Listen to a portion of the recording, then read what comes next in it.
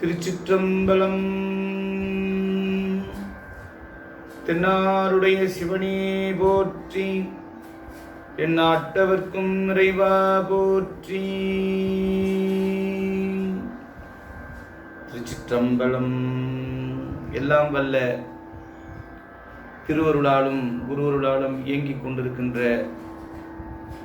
நல்ல யோக நற்கரணம் கூடிய நன்னாளிலே கைலாய பரம்பரை தர்மயாதீனம் சீர்வளர் சீர் குருமகா சன்னிதானத்தினுடைய பொற்பாத கம்பளங்களை திசை நோக்கி பணிந்தும், கைலாய பரம்பரை திரு ஆவடுதுறை சீர்வளர் சீர் குருமகா சன்னிதானத்தினுடைய பொற்பாத கம்பளங்களை திசை நோக்கி பணிந்தும், அருள்மொழி அரசு திருமுருக கிருபானந்த வாரியார் சுவாமிகள் அவதரித்த அற்புத திருத்தலமாம் காங்கேயநல்லூரில் ஒரு பகுதியாக விளங்குகின்ற காந்தி நகரில் ஸ்ரீ சாரதா வித்யாலயா பள்ளியிலே திருமுறைகள், திருப்புகழ் போன்ற அற்புதமான அருளாளர்கள் அருளி செய்த தேவார திருவாசக திருப்புகழை எல்லாம்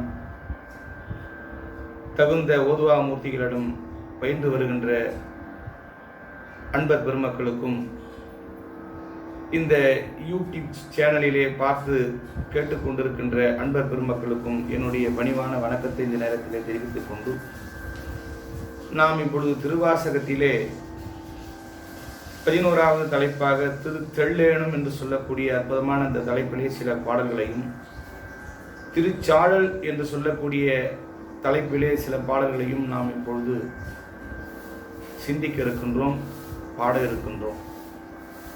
ஏனம் என்ற சொல்லுக்கு மான் என்று பொருள் காணப்படுவதாக சொல்லப்படுகிறது. அதற்கு பிங்கள நிகண்டு ஆதாரமாக காட்டப்பட்டுள்ளது. கொட்டாமோ என வருதலினாலே ஏனம் என்பது பொருள் ஆகு பெயராக மான் தோலை உணர்த்தி அதன் பின் அத்தோளாலான இசைக்கருவியை உணர்த்தி நின்றது. பேரிகை, முரசு, பறை முதலிய தோற்கருவிகள் போர், வேட்டை முதலியவற்றுள் புறப்படும் காலத்தில் பேரொளி கிளம்ப முழக்கப்படுவன. அவற்றிலே மெல்லிய தோள்களான முழவு முதலியன இசையரங்குகளில் மெல்லொலி பரப்புவன. அவற்றினும் மெல்லிய மான் தோல், உடும்பு தோல் முதலியவற்றால் அமைக்கப்பட்ட ஒரு கண் உள்ள படகம், அதாவது கஞ்சிரா முதலியன மேலும் மெல்லிய இசை பரப்புவனவாம். மான் தோள்களுக்கும் மிகவும் மென்மையானதும் விலை உயர்ந்ததுமான கஸ்தூரி மான்களின் தோள்களான படகம் செல்வ செழிப்புள்ள உயர்குடி மகளிர் எளிதில் எடுத்து இயங்கும் வகையில் சிறிதாகவும் கனம் குறைந்ததாகவும் உள்ளது. அதனையே ஈண்டு கொள்க. தெள் என்பது தெளிந்த என்ற பொருளில் தோற்கருவிகளின் ஒளிகளினுள் மென்மையால் உயர்ந்து தெளிவான ஒளி நல்கும் கருவி என்ற பொருளிலே வந்தது என்பதாம்.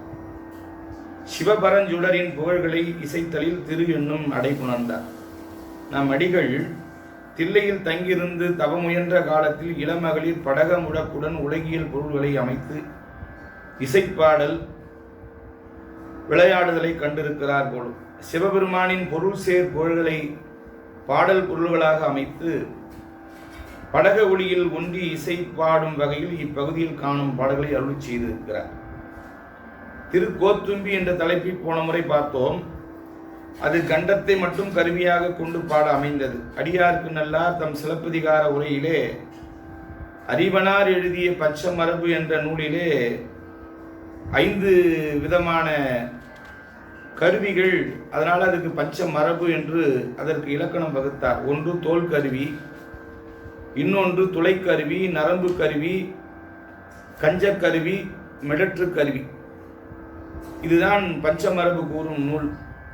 அதை அடுத்து குரலிசையுடனும் தாளத்துடன் ஒன்றும் முழவிசையும் கொண்டு பாடும் வகையிலே இப்பகுதி அமைக்கப்பட்டுள்ளது என்பதை காணலாம். சிவனோடு செலவு. சிவனுடைய அகத்திய சூத்திரம் பொன்னார் மெய் அன்னவரும் போத வின்பமே மிகுந்து தென்னா தென்னா எனவே தெல்லேனும் கொட்டிடதாம் என்று சொல்லுகிறார் பெருந்துறை புராணத்தில். ஆகையினாலே இந்த தெள்ளேனம் என்பது ஒரு இசைக்கருவினால் வைத்து பாடப்படுவன என்பதை இங்கே அமைத்து காட்டுகிறார் நமது அடிகளார். இதிலே முதல் பாடல் திருமாலும் பன்றியாய் சென்றுணரா திருவடியை உருநாம் அறிவோம் என்று உரு நாம் அறிய ஓர் அந்தணன் ஆண்டு கொண்டான். ஒரு நாமம் ஒரு உருவம் ஒன்றும் இல்லார்க்கு 1000 திருநாமம் பாடி நாம் தெள்ளெனும் கொட்டாமோ என்று ஒரு பாடலையும், திருவார் பெருந்துரை மேயபிரான் என் பிறவி கருவேர் அறுத்த பிரான் யாவரையும் கண்டதில்லை, அருவாய் உருவமும் ஆயபிரான் அவன் மருவும் திருவாரூர் பாடி நாம் தெள்ளெனும் கொட்டாமோ என்ற 2வது பாடல்.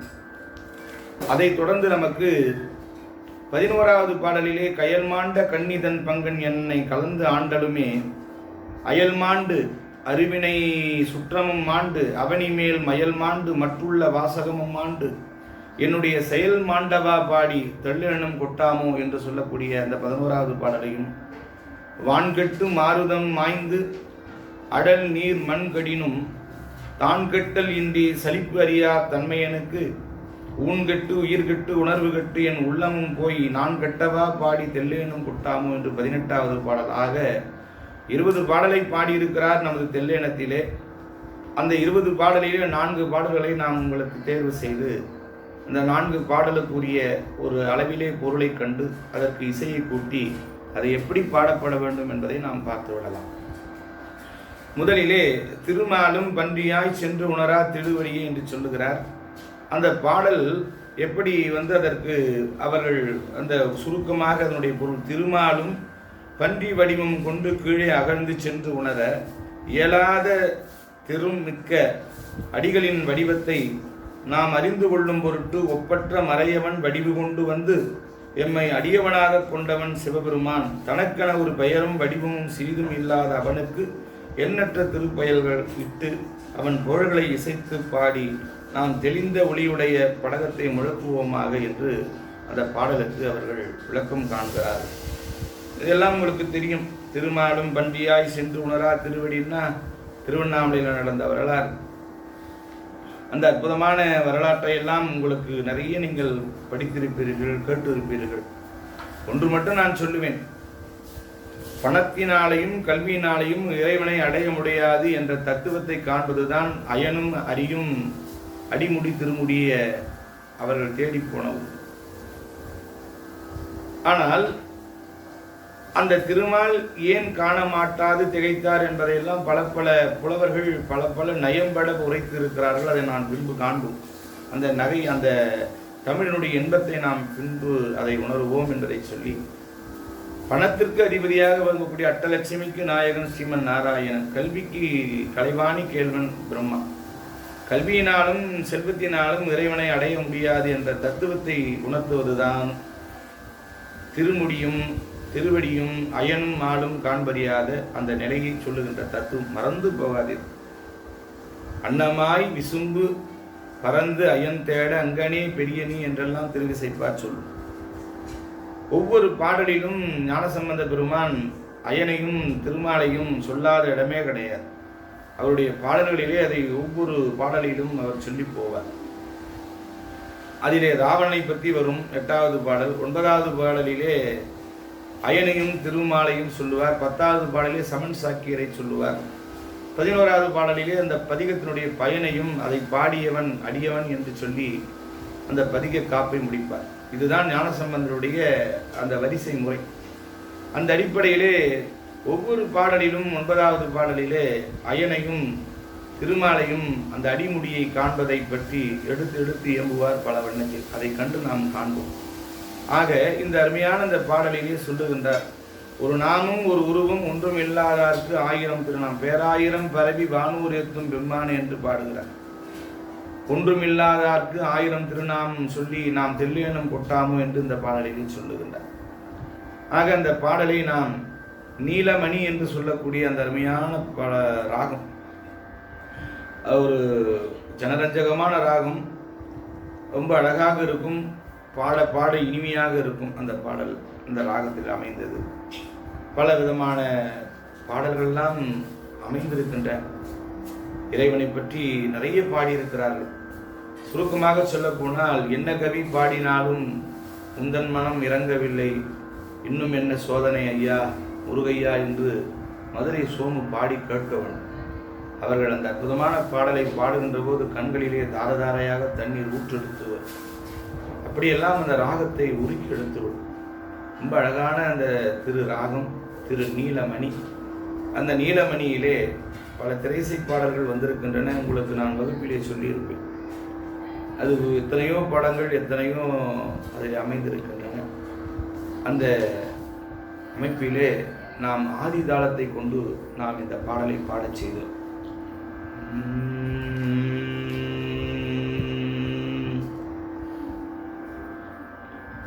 நன்னா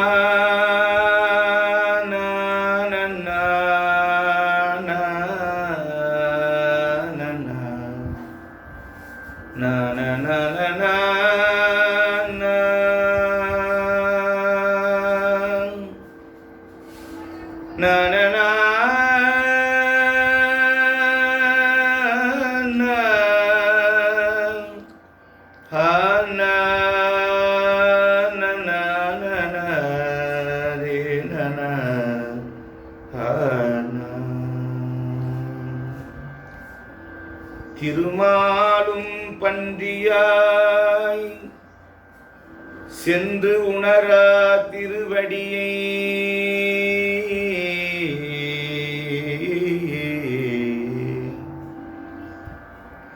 திருநாமம்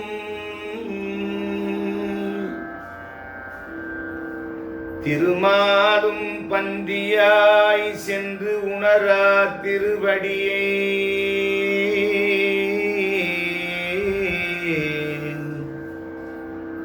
உருணாமறிய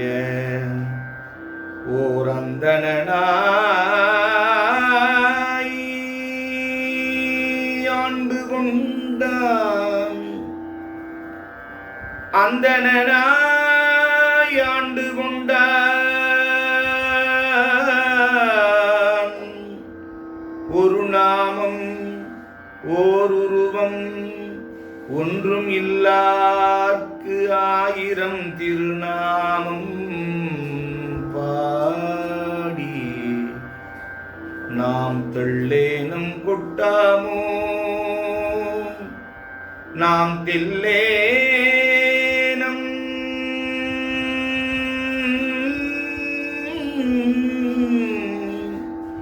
கொட்டாமோ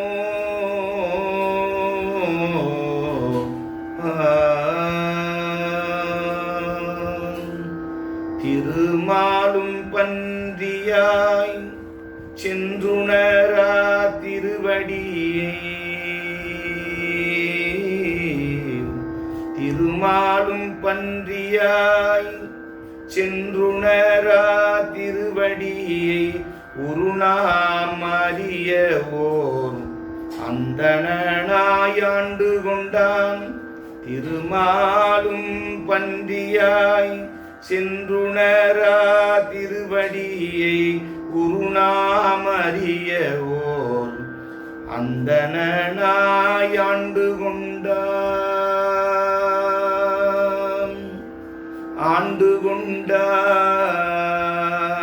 ஆண்டு கொண்டான் ஒரு நாமம் ஓர் உருவம் ஒன்றும் இல்லார்க்கு ஒரு நாமம் ஓர் உருவம் ஒன்றும் இல்லார்க்கு ஆயிரம் திருநாமம் பாடினாம் தெள்ளேனும் கொட்டாமோ ஒரு நாமம் ஓர் உருவம் ஒன்றும் இல்லார்க்கு ஆயிரம் திருநாமம் பாடினாம் தெள்ளேனும் கொட்டாமோ நாம் தெள்ளேனும் கொட்டாமோ தெள்ளேனும் கொட்டாமோ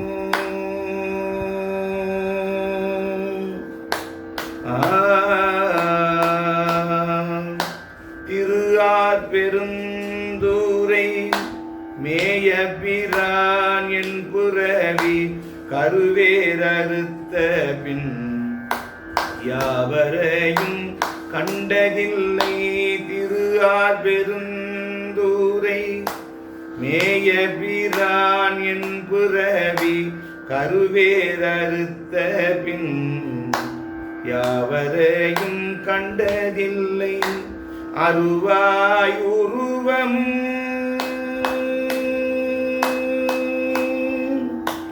அருவாய் உருவமும் ஆயபீரான் அவன் மருவும் மருவாய் உருவமும் ஆயபீரான் அவன் மருவும் திருவாரூர் பாடி நாம் தெள்ளேனும் கொட்டாமும் திருவாரூர் பாடி நாம் தெள்ளேனும் கொட்டாமும் திருவாரூர் பாடி நாம் தெள்ளேனும் கொட்டாமும் தெள்ளேனும் கொட்டாமும்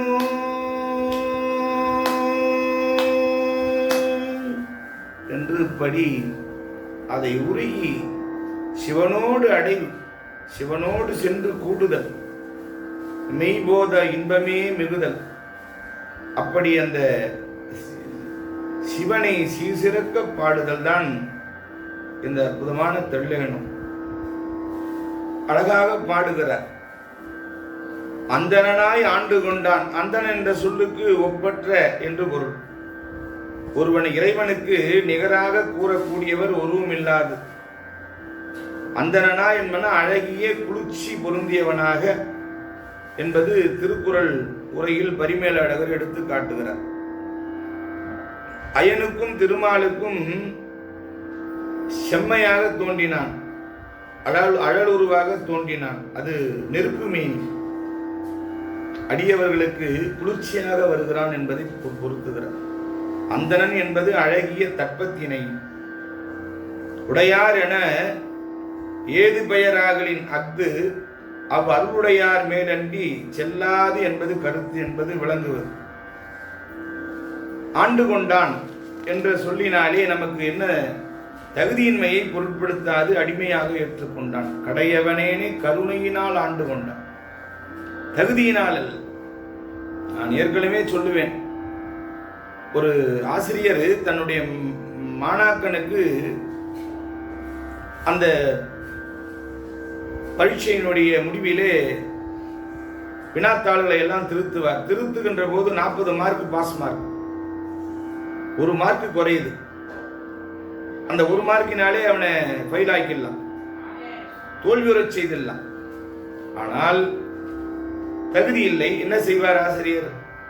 கருணையினாலே அங்கங்கே 1/4 மார்க் 1/2 மார்க்கு கூட்டி 39 ஒன்று சேர்த்து 40 மார்க் போட்டு அவனை 8வதுலேருந்து 9வது மாற்றுமா போலே அந்த கருணையினாலே ஆட்கொள்வார். அதுபோன்று ஆன்ம ஈடேற்றத்துக்காக இறைவன் நம்மை தகுதி இல்லையினாலும் கூட கருணையினாலே ஆட்கொள்ளுகின்றான் என்று சொல்ல வருகிறார். ஒரு நாமம் ஒரு உருவம் ஒன்றும் இல்லார்க்கு என்று சொல்லுகின்ற பொழுது நாமம் எனப்பட்டது, ஒரு உருவகம் எனப்பட்டது எல்லாமே உருவமா இருக்கிறான், அருவமா இருக்கிறான், அருவுருவமா இருக்கிறான். உருவ நிலை ஒன்று, அருவ நிலை ஒன்று, அருவுருவ நிலை என்று. இதை அழகாக சிவஞான போதம் நமக்கு சொல்லும். நிர்குணமாய் நிர்குணனாய் நின்மலனாய் நித்யா நந்தனாய் நித்யானந்தனாய் தர்பரமாய் நின்ற தனி முதல்வர் அற்புதம் போலால் அறிவால் அளவிறந்து ஒன்றானோ வானே முதல் கலையின் வந்து என்று சிவஞான போதம் நமக்கு தெளிவாக இயங்கும். அதனாலே ஒவ்வொரு நிலையிலையும் பெருமானுக்கு 1000 திருநாமம். அதை அழகாக நமது திருமுறைகள் எல்லாம் சொல்லும். எண்ணறிய திருநாமம் உடையார் என்றும் எழில் ஆரூரா என்றென்றே ஏத்தான் இல்லை என்று திருவாரூர் பதிகத்திலே அழகாக அப்பர் பெருமான் எடுத்து எம்புவார். அந்த வீடு பேராகிய செல்வத்தை நல்கும் பெயர் தான் திருநாமம். அந்த பெருமானுடைய நாமத்தை சொல்ல சொல்ல அதுவே நமக்கு வீடு பேர். முன்னெறியாகிய முதல்வன் முக்கண்ணன் தன்னெறியே சரணாதல் திண்ணமே அந்நெறியே சென்று அங்கு அடைந்தவர்கள்லாம் நன்னெறியாவது நமச்சிவாய என்று அப்பர் பெருமான் சொல்லுவார். அதனால் அந்த நல்ல நெறியிலே கொண்டு போய் சேர்ப்பது அந்த திருநாமம். நம்மை அதை பாடினால் அதை சொல்றார். சொல்லி வழிபடுதல் சொல்லுவோருக்கு மட்டும் பயன் தரும். ஆனால் இசையால் பாடி வழுத்துதல் சொல்லுவோர் நெஞ்சை மட்டுமன்றி அண்மையிலும் தொலைவிலும் செவி மடுப்போர் உள்ளங்களையும் கொடைவித்து இறைவன் எழுந்தருள தகுதியாக்கொண்டார். இறைவனுக்கும் இசைக்கும் உருகுபவன் என்பதை மூவர் பெருமக்கள் நிறைய இடங்களை சொல்வார். பன்னொன்ற இசைப்பாடும் பழனஞ்சேர் அப்பனை என் கண் பொருந்தும் போதத்தும் நான் கைவிடக் கடவேனோ என்று பாடுவார். அந்த பண்ணிற்கு அவன் உருகுகிறான் என்று பல அருளாளர்கள் நம்மை அந்த இசையினாலே இறைவனும் உருகுகிறான், நம்மையும் உருகுவிப்பான் என்பதை அழகாக எடுத்து எம்புகின்றார். இறைவனை அடைவதற்கு ஒரே ஒரு வழி, இசையினால் அவனை அடைவதுதான். இசையினால் அவனை பரவினால் பாடினால் அவனை அடைந்து விடலாம், அவனும் உருகுவான், நம்மையும் அந்த பெருமான் திருவடியிலே சேர்த்துக் கொள்வான் என்பது திண்ணம் என்ற அடிப்படையிலே அவனை பாடி தெல்லேனம் கொட்டு என்று சொல்லுகிறார். அதை தொடர்ந்து நமக்கு அந்த திருவார் பெருந்துரை மேயபிரான் என் பிறவி கருவேர் அறுத்த பின் யாவரையும் கண்டதில்லை, அருவாய் உருவமுமாய் ஆயபிரான் அவன் மருவும் திருவாரூரை பாடி நாம் தெல்லேனம் கொட்டாமோ என்று சொல்லுகிறார். செல்வம் நிறைந்துள்ள திருப்பெருந்துறையில் விருப்புடன் எழுந்தருளிய சிவபெருமான் என் பிறவிக்கு காரணமாக இருந்த வேரை அறுத்த பின்னர் அவனை தவிர வேறு யாரையும் மதித்ததில்லை, அருவமாய் உருவமும் கொண்ட பெருமானாகி அவன் எழுந்தருளியுள்ள திருவாரூர் பதியை இசையால் வழுத்தி நாம் பாடி தெல்லேனம் கொட்டோம் என்று பாடுகிறார். இந்த இடத்துல பார்த்தீங்கன்னா அந்த என் பிறவி கருவேர் அறுத்த பிரான், அதுதான் அந்த முக்கியமாக கவனிக்க வேண்டிய இடம். அந்த இடத்துல அந்த திரு என்பது திருவார் என்பதை பெருந்துரை மேயபிரான் என்பதற்கெல்லாம் அடையாக்கி நம்ம பொருள் சொல்லிக்கலாம். என் பிறவி கருவேர் அறுத்த பிரான் என்ன, பிறவிக்கு காரணமாக இருப்பது ஆசைதான். அது இன்றைய நமக்கு பிறப்பு கிடையாது. உயிர்கள் வினைகள் செய்வதில்லை, ஆகாமியம் ஏறாது, பிராரத்தம் உடல் ஊழாய் கழியும். சஞ்சிதம் முன்பே திருப்பெருந்துறையிலே பெருமான் ஆட்கொள்ளப்பட்டதனாலே சற்று கீர்த்தியினாலே அழிந்து போயிற்று. வினை பயன் நுகர்வதற்காக பிறவி இல்லை ஆயிற்று. அப்போ ஒரு மரத்தை நாம் நிலமட்டமாக வெட்டி நீக்கினால் அதன் வேர் மறுபடியும் புதுசாக ஒரு தோன்றும், மறுபடியும் அதுலேருந்து வேர்லேருந்து முளைக்கும். அப்போ வேரை அகழ்ந்து எடுத்து விட்டால் தான் புதிய மரம் தோன்றாது. இவ்வாறு ஆசை என்பதுதான் வேறு, மரத்தினுடைய வேறு என்பது ஆசை. ஆகாமியம் தோன்ற காரணமாக நிற்றலின் அதனை பிறவி வேர், அதனால்தான் இந்த கருவேர் என்று சொன்னார், கருவாகிய வேர் என்று சொன்னார். யாவரையும் கண்டதில்லை என்று சொன்னால் யாவரையும் என்பது உயர்த்தினை, கூட்டினாரும் அக்னினை பொருளும் எவற்றை யாவர் என்பது பெருமாள் திருமால் முதல் கொண்டு புருஷார்த்த, அது புருஷ பசுக்கரணங்களாக இருக்கிற திருமால் முதல் கொண்டு அவரை ஆட்கொண்ட அதிமர்தன பாண்டியன் ஆகிய அவரையும் எல்லாரையும் சேர்த்து நான் யாரையும் நான் அதை சொல்றார், யாவரையும் நான் அவர்களை எல்லாம் ஒரு பொருட்டாக விண்ணுலக ஆட்சி முதல் பூவுலக ஆட்சி செல்லும் முடிய எவற்றையும் உடன் கொள்ள மாட்டேன், அதனால் நான் எதையும் நான் பொருட்டாக மதிக்க மாட்டேன் என்பதற்கு அதை ஒரு சான்றாக அமைத்து காட்டுகிறார். அருவமும் அருவாய் உருவமும் ஆய பிரான் என்பது அரு என்பது சொரூப நிலை, அகலம் என்பர், உரு என்பது தடத்த நிலை, சகலம் என்பர். அரு உரு என்று இரண்டுமே அன்றி அருவுருவமாக பெருமான் இருக்கிறான். அதனாலே அவன் இயல்பாகவே வடிவமற்றவனோ அல்லது வடிவம் உள்ளவனோ அருவுருவம் உள்ளவனோ அல்லன், எல்லாமாய் நிற்பன் என்பது பொருள். அவன் தன் பேரருளின் காரணமாக உயிர்கள் உய்யும் பொருட்டு ஞானிகளுக்காக அருவமும் ஏனையவர்களுக்காக உருவமாக வருகின்றான் என்பதை அழகாக சிவஞான சித்தியார் எடுத்து காட்டும். உருமேனி தரித்து கொண்டது என்றலும் உருவிறந்த வருமேனி அதுவும் கண்டோர், மறு உருவான போது திருமேனி உபயம் பெற்றோம் செப்பிய மூன்றும் நம் தம் கருமேனி கழிக்க வந்த கருணையின் வடிவு காணே என்று அற்புதமான அந்த கருணையினாலே வருகிறான் என்பதை சித்தியார் அழகாக விளக்குகிறார். ஆகையினாலே அன்பர்களே, இந்த பிறப்புக்கெல்லாம் மூல காரணமாக அந்த நிலையை இருப்பதினாலே அந்த ஆசையை அறுத்து விட வேண்டும். அதனால தான் எல்லாமே என்ன பண்ணுறாங்க, போன முறையோடு திருப்புகழ மாலாசை கோபம் ஓயாது என்னாலும் மாயா விகார வழியே செல்லும். அது மால்னா மயக்கம், ஆசை மயக்கம், அதனால் வருவது கோபம், மாலாசை கோபம். இந்த மூன்றும் ஒன்றோடு ஒன்று சம்பந்தம் உள்ளது. இதெல்லாம் போனால்தான் நான் பெருமானை அடைய முடியும் என்பது அருணகிரியாரும் சொல்லுகின்றார். ஆசா நிகழும் துகளாயின பின் பேச அனுபூதி பிறந்ததுவே என்று சொல்லுகிறார். ஆக அந்த ஆசையாகிய ஒரு துகள் நம்மை ஒட்டி இருப்பதனாலே நமக்கு அது நிகழம்னா சங்கிலி, பிறவியாகிய சங்கிலி தொடர்ந்து கொண்டே இருக்கிறது. அது அருந்துவிட்டால் நம்முடைய பிறவி பயன் நின்று விடுகிறது என்பதையெல்லாம் ஆண்டோர் பெருமக்கள் நமக்கு எடுத்து எம்புகின்றனர். அந்த அடிப்படையிலே அந்த கருவேரை அறுக்கின்றான். விநாயகனே வெவ்வினையை வேறறுக்க வல்லான். அந்த குடும்பம் ஒன்றுதான் வினையை வேரோடு பிடுங்கிடும். மற்ற எந்த தெய்வத்துக்கும் அது அந்த தன்மை கிடையாது, அந்த ஆற்றல் கிடையாது. சிவ குடும்பத்திற்குத்தான் வினையை வேரோடு அகன்று எடுக்கக்கூடிய ஆற்றல் உண்டு என்பதை மறந்து போகாதீர்கள். அந்த அடிப்படையிலே திருவாரூர் அவன் மருவும் திருவாரூரை பாடி நாம் தெல்லோனும். திருவாரூர் என்பது ஞானத்தை குறிக்கும். ஞானம் மட்டுமே ஆன்மாவுக்கு வீடு பேறு நல்கும். உண்மையைத்தான் தேனமச்சோலை திருவாரூரில் ஞானம் தன்னை நல்கிய நன்மையும் என்று பாடுகிறார் நமது அற்புதமான கீர்த்தி திரு அகவலியிலே மணிவாசக பெருந்தகையார். அதனால மேல் சரியை கிரியா யோகங்களை செய்து உடி நன்னெறியாகிய ஞானத்தை காட்டி அல்லது மோட்சத்தை கொட ஆகால் என்று சிவஞானம் போதம் சொல்லுகின்ற சூத்திரத்தினாலே நாம் இதை தெரிந்து கொள்ளலாம். அந்த அடிப்படையிலே திருவாரூர் பாடி நாம் தெல்லேனும் கொட்டாமோ என்று அழகாக பாடி பரவுகிறார். இந்த அற்புதமான பாடலையும் அதைத் தொடர்ந்து நமக்கு கயல் மாண்ட கன்னிதன் கன்னி பங்கா, இது ரொம்ப ஒரு அருமையான பாடல். அந்த பாடலை நாம் கொஞ்சம் விளக்கம் கண்டு பிறகு நாம் அந்த பாடலைக்குள்ள போகலாம். கயல் மீன்களிலும் மிக்க மாட்சிமை பொருந்திய விழிகளுக்குள்ள உமையம்மையை தன் உடலின் ஒரு கூறாக உள்ளவன் என் ஆன்மாவில் கலந்து என்னை அடிமையாக கொண்ட உடனே அயலாக்கி கொண்டிருந்த ஆணவமலம் தன் மாண்பை இழந்தது. விளக்குவதற்கு அரிய சுற்றமான கண்மமலம் அழிந்தது.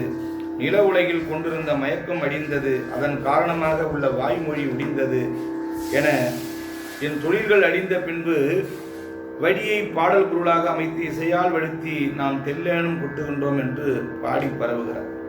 கயல் மாண்ட கன்னிதன் பங்கன் பொறுமா அந்த மீன்களை எல்லாம் பெண்களுக்கு ஊமையாக இளம் பெண்களுக்கு ஊமையாக சொல்லுவார். வேல் போன்ற விழியினர், வால் போன்ற விழியினர், மீன் போன்ற விழியினர். அதுபோல அங்கையர் கண்ணாகிய மீனாட்சி அம்மையாருக்கு அங்கையர் கண்ணி மீனாட்சி, மீன் ஆட்சின்னா கண், மீன் ஆட்சி, அஞ்சனாட்சி, நீலாயதாட்சி இப்படிலாம் நம்ம சொல்றோம் இல்லைங்களா? அது போன்ற இந்த எம்பெருமாட்டினுடைய கண் மீன் போன்றையுடையதான். அது ஒரு ஓமையாக போய், அதாவது ஒரு பொருளுக்காக ஒரு அழகுக்காக சொன்னதல்ல. இந்த மீன் என்பது என்னன்னா, மீன்ல ஒரு வகை அந்த மீன் கயல். அந்த மீன் என்ன பண்ணும்னா, தன் முட்டைகளை போட்டுட்டு கொஞ்சம் தூரம் போனதுக்கு அப்புறம், கொஞ்சம் காலம் ஆனதுக்கு அப்புறம் அது அங்கிருந்து அந்த முட்டைகளை நோக்கி பார்க்கும்போது அந்த முட்டை வெடித்து குஞ்சுகளாக அது மாறி, மீன் குஞ்சுகளாக மாறி அது உலாவும். தன் பார்வையினாலே பார்த்து பார்த்து பசியாற்றுகின்ற தன்மை அந்த கயல் மீன்களுக்கும். அதனாலதான் எம்பெருமாட்டிக்கு அந்த உயிர்களை எல்லாம் ஒவ்வொரு திசையிலும் 8 திசையிலும் பார்த்து பார்த்து அந்த உயிர்களை காக்கின்றாலாம் அங்கையர் அம்மை எம்பெருமாட்டி மீனாட்சி. அதனால மீனாட்சிக்கு அந்த ஒரு பெயர் உண்டு. ஆனால் இங்கே கயல் மாண்ட கன்னி என்று சொல்லுகிறார். என்ன பொருள்னா, அந்த பார்வையினாலே அதை சொல்லுகிறார், அருமையாக சொல்லுகிறார். அம்பிகை தன் நோக்கினால் காத்தல் முதலிய ஏனைய 4 தொழில்களையும் புரிகின்றால் கயல்களின் பார்வை அவற்றை செய்யவில்லை. எனவே அவற்றின் மாட்சி அம்பிகையின் திருமுன் மாண்டு ஒழிந்தது. அந்த மீன் தன்னுடைய குஞ்சுகளை மட்டும்தான் பார்க்குதான், மற்றபடி வேற. ஆனா எம்பெருமாட்டி 5 தொழிலையும் செய்யறாளாம், மற்ற 4 தொழிலை செய்யலையா அந்த மீன். அதனால கயல் மாண்ட கண்ணின்ன. அந்த மீனுடைய தொழில் பெருமாட்டிக்கு முன்னாடி செல்லுபடி ஆகையினாலே அதை மாண்ட என்று சொல்லுகிறார். என்ன ஓமை பாருங்க, என்ன அழகு பாருங்க. பங்கன் உமையம்மையை தன் திருமேனியில் ஒரு கூறாக கொண்டவன், திரு அருளுடன் கூடியவன், என்னை கலந்து ஆண்டலுமே ஆட்கொள்வதற்கு தகுதி அற்றவனாக மும்மலங்களின் பிணிப்புள்ள என்னை கலந்து யோக தீக்கையால் என் ஆன்மாவில் புகுந்து அதை தூய்மைப்படுத்திய என்னை ஆட்கொள்வதற்கு தகுதி உள்ளவனாக்கி என்று சொல்லுகிறார். இந்த இடங்கள்லாம் பார்த்தீங்கன்னா நமக்கு திருவிசைப்பால கூட நிறைய சொல்லுவாங்க. ஒரு பாடல்ல கங்கை கொண்ட சோழபுரத்தில் கூட பாடுவார் அழகாக. என்னை இது நம்ம என் உள்ளே புகுந்த இச்சை மாலமத பெருங்கடலை என்று பாடுவார். அன்னமாய் விசும்பு பறந்து அயன் தேட அங்கனே பெரிய நீ என்னையால் விரும்பி என் மனம் புகுந்த எளிமை. அவங்கெல்லாம் யுக கணக்கில் தேடிட்டு இருக்கிறாங்க. அவங்களாம் விட்டுட்டு என்னை ஆட்கொள்றதுக்கு இந்த எளிமையை நான் என்னப்பா பண்ணுவேன்? எப்படி அந்த எளிமை எளிவந்த பிரானாக இருக்கிறியே நீ என்று பார்த்தார். உள் நெகிழ்ந்து உடலம் நெக்கு முக்கண்ணா ஓலமென்றோலம் இட்டு ஒரு நாள் மண்ணி நின்று அலறினேன். வழிமொழி மாலை மழலையும் சிலம்படி முடிமேல் பண்ணி நின்று உருகேன். பணி செய்யேன் எனினும் பாவியேன் ஆவியுள் புகுந்து என் கண்ணி நின்று அகலான் என்பதோ கங்கை கொண்ட சோழேச்சரத்தான் என்று அழகாக பாடுவார் கருவுத்தேவர். ஆகையினால் அயல் மாண்டு, உறவு முறை இல்லாதவர்களா இருப்பவர்கள்லாம் எல்லாம் மாண்டு, அறிவினை சுற்றமும் மாண்டு, கண்ம மலத்தின் காரியங்களாகிய இருவினைகள் அவை நுகர்ந்தன்றி எல்லாம் வினைகள். அறிவினை என்றால் வினைகள் 6 அத்துமாக்களில் தங்கி ஆன்மாவை பற்றுவதற்கு சூழ்ந்து நிற்கும். இறந்த பின்பும் புத்தி தத்துவத்தில் தங்கி பிறகு ஆன்மாவை அது சூழும். பேரூடியில் மாயையில் ஒடுங்கி மீண்டும் புனர் உற்பத்தியில் ஆன்மாவின் பின் பிறப்புகளில் வந்து பற்றும். இவ்வாறு ஆன்மா நீங்குதற்கு அரிதாகையினாலே அறிவினை என்றார். அந்த அறிவினை அயல், அறிவினை சுற்றம், அயல்வினை மயல் என ஏய்த்து மாண்டு நம் அடிகள் சிவவியாபகத்துள் வந்து ஜீவன் முத்தராகி விட்டதனாலே இவரது சஞ்சித வினை ஞானாசிரியரால் எரித்து அழிக்கப்பட்டு விட்டது. பிரார்த்த வினை நுகர்ச்சி இறைவன் நினைவாகவே உள்ள இவர் மனதில் இன்ப துன்ப நுகர்வுகளை தோற்றுவிக்காமல் உடல் ஒழியாக கழிகிறது. ஆகாமியம் ஏறுவதில்லை. இவ்வாறு வினைகள் முற்றிலும் கழிவதாலே மாண்டு என்று சொல்லுகிறார். சுற்றமும் உறவு முறையில் இருப்பவர், அயலும் சுற்றமும் உயிருள்ள எல்லாம் மாண்டு. அவனியின் மேல் மயல் மாண்டு. அவன் என்ன உயிரற்ற பொருள்களில் குறித்து, மயல்னா மயக்கம். நில உலகில் வந்து பிறந்தவுடனே ஆன்மாவை பற்றுவது மயக்கம். மாயகமலம் அந்த மறைப்பை நீக்கி அறிவை விளக்கம் செய்து கொள்ள ஆன்மாவுக்கு உதவுகிறது. ஆணவ மலம் அறிவை மறைப்பது.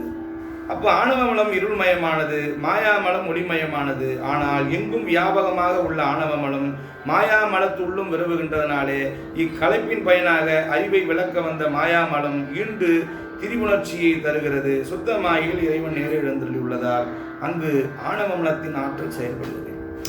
இப்படி ஒண்ணுக்குள்ள பெரிய சித்தாந்தத்தெல்லாம் சொல்றார். நமக்கு ஒன்றும் புரியாத மாதிரி இருக்கும். ஆனா ஒண்ணு மட்டும் புரியும். குருவடிவினாலே, குருவனுடைய உபதேசத்தினாலே நமக்கு சஞ்சித வினையெல்லாம் போய்விடுகிறது.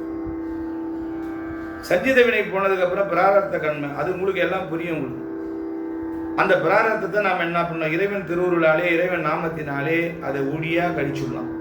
அப்ப ஆகாமியம் நமக்கு சேர்வதில்லை. நன்றே வருகினும் தீதே விளைகினும் நான் அறிவது ஒன்றேனும் இல்லை உனக்கே பதம். எல்லாம் உனது பதம், எல்லாம் உனது செயல், எல்லாம் உனதருளை என்றிருந்தால் பொல்லாத மாதுயரம் நீங்கும். அதுவும் உனதடிக்கே ஆதரவாய் சொப்பனாதா என்று தெல்ல தெளிவுபட பாடிவிடுகிறது. எல்லாம் உனது பதம், எல்லாம் உனது செயல், என் செயலாவது யாதொன்றும் இல்லை, எல்லாம். இப்படி நாம நின்றுட்டோம்னா நமக்கு ஆகாமியம் சேராது. நம்ம அந்த நேரத்தில் நம்ம இடர்படுகிறோம், அந்த நேரத்தில் கோபப்படுறோம், அந்த நேரத்தில் நம்ம ஏதாவது இன்பப்படுறோம், இந்த நேரத்தில் என்ன துன்பப்படுறோம்னா அது ஆகாம இதில் போயிடுச்சு. அதனாலே ஞானாசிரியர்களும் அருளாளர்களும் அந்த ஆகாமிய வினையை சேர்க்காமல் பார்த்து கொண்டார். பிராரத்த கண்மத்தை அனுபவிக்கின்ற பொழுது ஆகாமியம் கொஞ்சம் கூட வந்து சேராமல் பெருமானுடைய திருவடியிலேயே சிந்தையை பதித்து விட்டார்கள். அந்த நிலையிலே நாம் நின்றுடுவோமானால் நமக்கு ஆகாமியம் வரும். ஏற்கனவே சஞ்சீதம் காலியாகி விடுகிறது. அது தொல்வினை. அந்த தொல்வினை குருநாதருடைய பார்வையினாலே போய்விடுகிறது. ஏற்கனவே வைத்துக் கொண்டிருக்கின்ற பிராரத்த கண்மத்தை நாம் இறைவன் திருநாமத்தை சொல்லி இறைவன் திருவருளினாலே அதை கழித்து விடுவோமானால் ஆகாமியத்திலே நாம் போய் சேராமல் பார்த்தோம். இதுதான் இந்த பாடுடைய இந்த சித்தாந்தத்துடைய முடிவே இதுதான். ஆக அன்பர்களே, தெல்ல தெளிவாக புரிந்து கொள்ளுங்கள். சுத்தமாயை அசுத்தமாயை பிரகிருதிமாய் எல்லாம் உங்களுக்கு, அதெல்லாம் படித்தவர்களுக்கு, மொத்த படித்தவர்களுக்கு அது புரியும். ஒன்றுமே தெரியாதவர்களுக்கு சுத்தமாயை பிரகிருதிமாயை அசுத்தம் என்ன புரியும்? இது வேற ஒன்று. வாரியார் சுவாமிகள் சொல்லுவாங்க, அழகா சொல்லுவாங்க, ரொம்ப அழகா சொல்லுவாங்க. நம்ம என்ன பண்றோம்? பிறந்துட்டோம். பிறந்ததுக்கு அப்புறம் என்ன செய்யறோம்? நம்ம தொழில் செய்யணும், படைக்கணும், பொருள் ஈட்டணும், சாப்பிடணும், வருவாய் ஈட்டணும். அப்ப என்ன செய்யணும்? விவசாயம் பண்ற ஒரு விவசாயி ஞாபகம் வச்சு விவசாயம் என்ன செய்யறார்? பிறந்த உடனே சும்மா இருக்க முடியுமா? வளர்ந்துட்டார். வளர்ந்ததுக்கு அப்புறம் என்ன செய்யறார்? விவசாயம் பண்றதுக்கு நெல் எடுத்து போய் அறுவடை விதை நெல்லை போடுறாரு. விதை நெல்லை போட்டோடனே ஒரு 100 மூட்டை விளைச்சி போதும். 100 மூட்டை விளைஞ்சதுக்கு அப்புறம் அதை என்ன பண்றாரு? 100 மூட்டையுமா வச்சு சாப்பிடுவாங்க. அப்ப அந்த 100 மூட்டையில எடுத்து போய் அதை குதிரில் கொட்டி வைப்பாங்க. கொட்டி வைக்கும் போது அது அப்படியே அதுல இருக்கும். அதுல இருந்து என்ன பண்ணுவாங்க? மறுபடியும் சாப்பிடணும், உயிர் வாழணும். என்ன செய்வாங்க?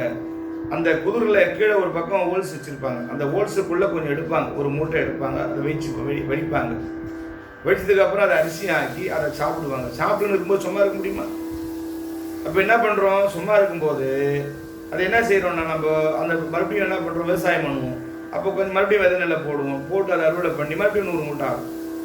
இப்படியே என்ன பண்ணுது? நம்ம என்ன பண்றோம்? உழைக்கிறோம், சாப்பிட்றோம், பிறகு புணர்வது மலரும், புணர்வது ஜனனம், புணர்வது ஜனனம், புணர்வது மரணம் முடியும். இப்போ நம்ம என்ன பண்றோம்? அந்த தொழில் அதுதான். இப்போ ஏற்கனவே தேங்கி ஒரு குதிரில கொட்டி வச்சிருக்கிற பாருங்க 100 மூட்டை, அதுதான் சஞ்சீதம். அது அறுபடாமல் இருக்கு. அது அறுபட்டால் தான் பிறவி வராது. அதுதான் தொல்வினை. அந்த தொல்வினை நம்ம விட்டு ஒழியணும்னா அது காலி ஆகணும். அது யாரால காலி ஆகணும்? ஞானாசிரியனால தான் காலிப்படும்.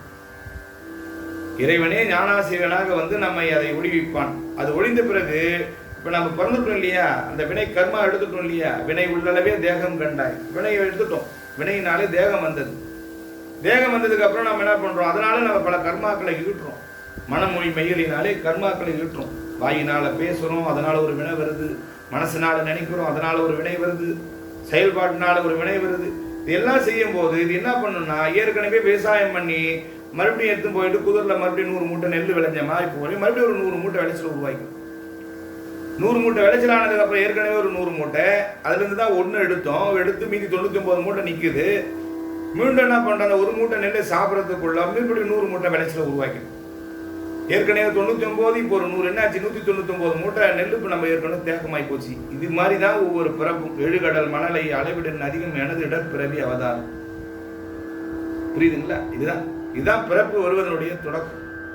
இப்படிதான் இந்த பிறப்பு மறுபடியும் பிறந்து வரும்.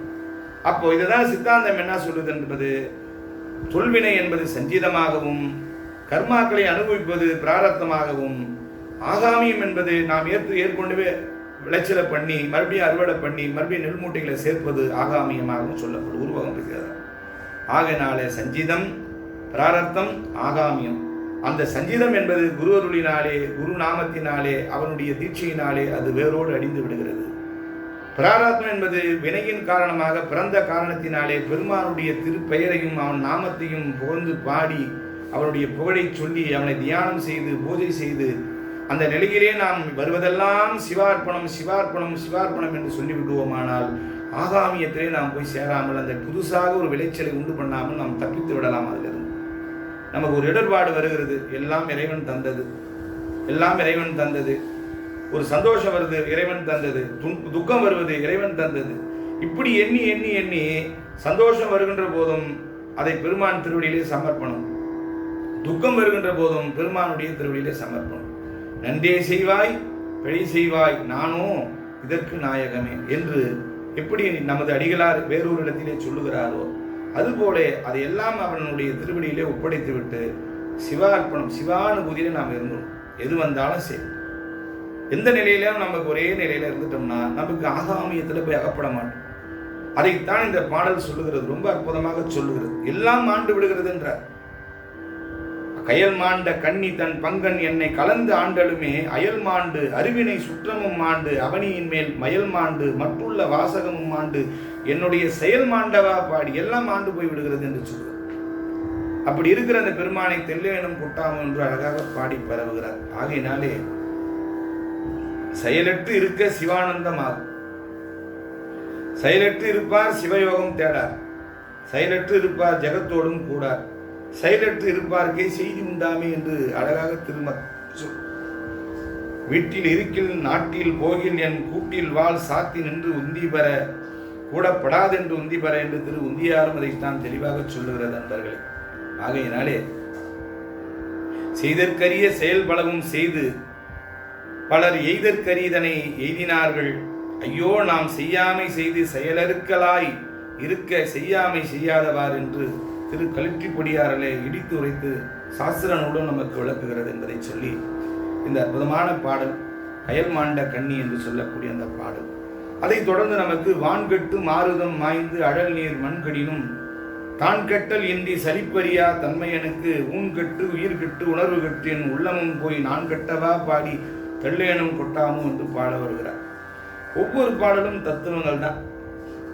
ஒவ்வொரு பாடலிலும் நமக்கு அழகாக அந்த தத்துவத்தை சொல்கிறார். சத்த தன்மாத்திரையில் ஒடுங்க, காற்று பரிச தன்மாத்திரையில் ஒடுங்க, நெருப்பு உருவ தன்மாத்திரையில் ஒடுங்க, நீர் இரத தன்மாத்திரையில் ஒடுங்க, மண் கந்த தன்மாத்திரையில் ஒடுங்க, நிகழும் பேரொழியிலும் தான் அழியாமலும் தளர்ச்சி உறாமலும் உள்ள இயல்பினருக்கு என் உடல் அழிந்து அதனின்று பிராணவாயு நீங்கி உணர்வு நீங்கி அந்த கரணங்களும் நீங்கி கேவல நிலையடைந்த விதத்தை பாடலின் பொருளாக அமைத்து இசையால் எடுத்தி பாடுவதுதான் இந்த பாடல். எவ்வளவு எல்லாம் சித்தாந்தம் தான். இந்த சித்தாந்தத்தை அழகாக புலப்பட சொல்லுகிறார். ஆகையினாலே புரியட்ட உடலை இழந்த உயிர் அடுத்துள்ள குண உடலையும் கஞ்சுக உடலையும் காரண உடலையும் இழக்கும் என்று இந்த நமக்கு அகங்காரம், தெய்சத அகங்காரம், வைகரி அகங்காரம், பூதாதி அகங்காரம் என்று 3 விதமான அகங்காரம் உண்டு என்பதை சொல்லுகிறார். உணர்வு கெடும், உள்ளமும் அப்போதான் அந்த அகங்காரம் கெட்டால்தான் அந்த உணர்வு கெட்டு நிலையிலே ஞானேந்திரங்கள் ஒடுங்குதலை கண்டு உணர்வு கெட்டு என்று சொல்லுகிறார். இப்படி நமக்கு 3 உடலை கொடுத்திருக்கிறான் கடவுள். அதுதான் இந்த பாடல்ல நமக்கு சொல்ல வருகிறார். ஒன்று தூள உடம்பு, இன்னொன்று சூட்சம உடம்பு, அதுக்கப்புறம் அதிசூட்சம உடம்பு. அதுதான் காரண உடம்புன்ற காரண தேகம் என்று சொல்லும். இந்த உடம்பு இருக்கு பாருங்க, இதுதான் அழிவு. ஆனா இதற்குள்ள புரியட்ட காயம் என்று ஒன்று வச்சிருக்கிறார் சுவாமி. அந்த புரியட்ட காயம் ஒரு பொழுதும் அழியாது. அது எந்த பிறப்புக்கும் கூட வந்து கொண்டே இருக்கும் அன்பர்கள்.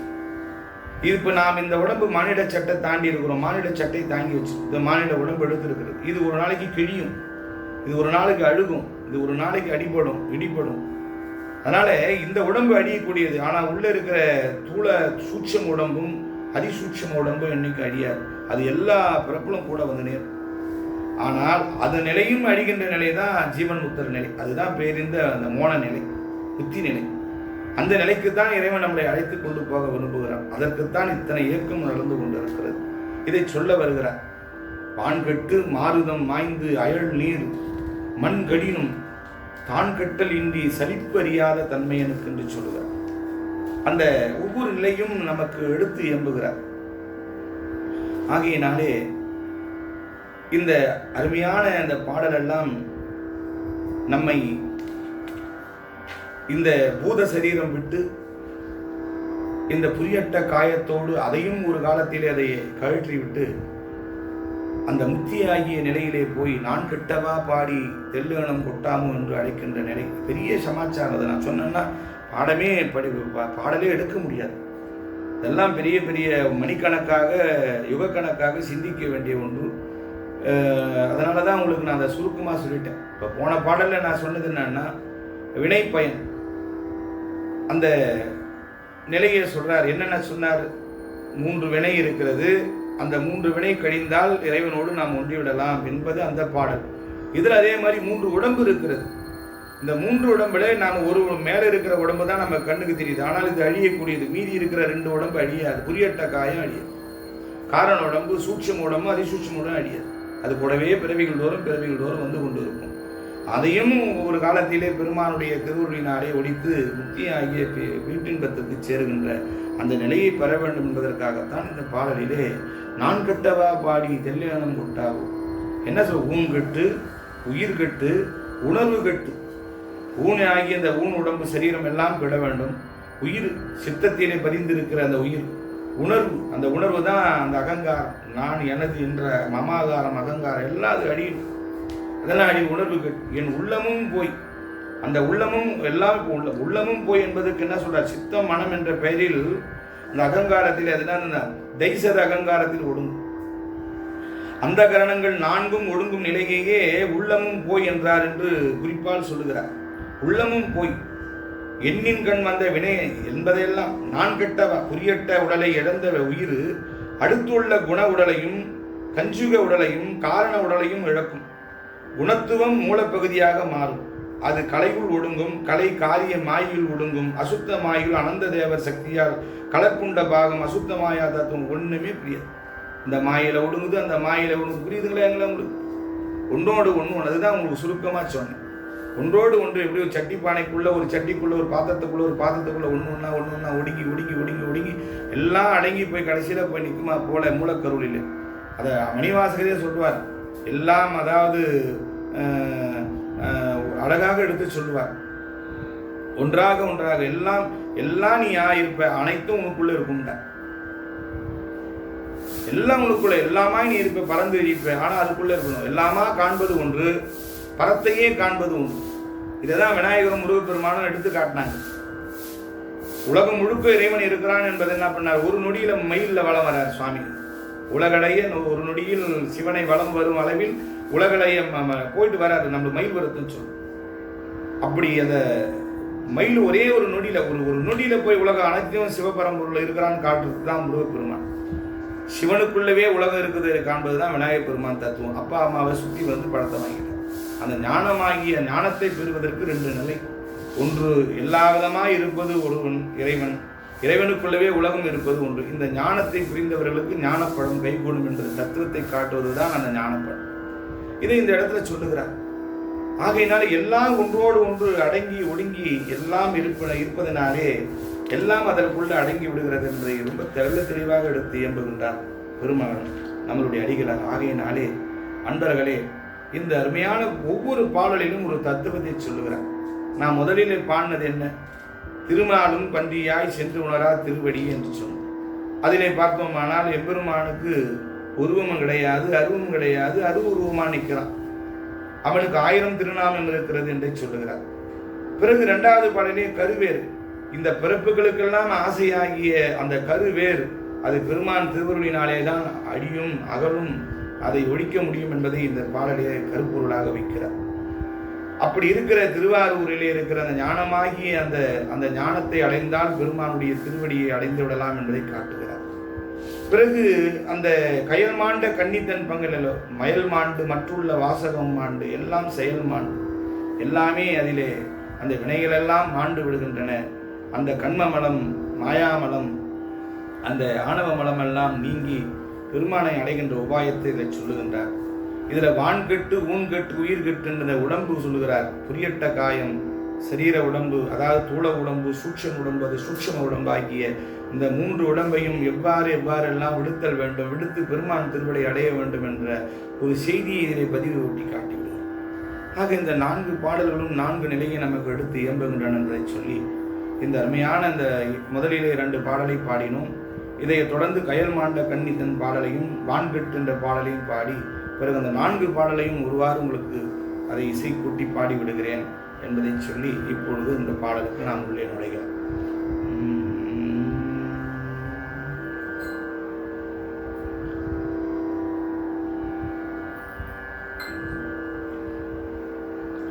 நன்னா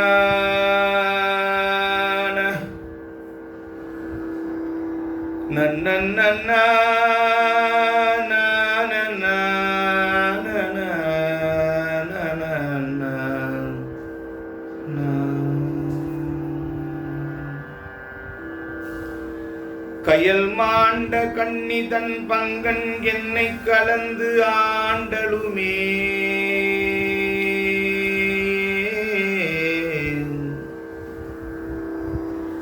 கயல் மாண்ட கன்னிதன்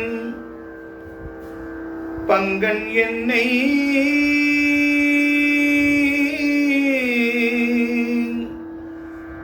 கயல் மாண்ட கண்ணி தன் பங்கன் என்னை கலந்து ஆண்டலுமே,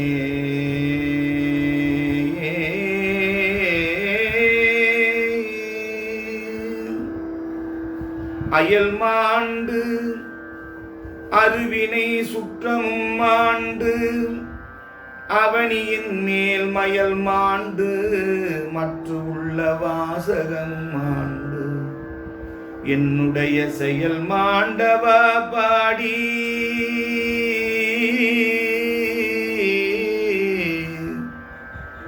தெள்ளேனம் கொட்டாமோ, தெள்ளேனம் கொட்டாமோ,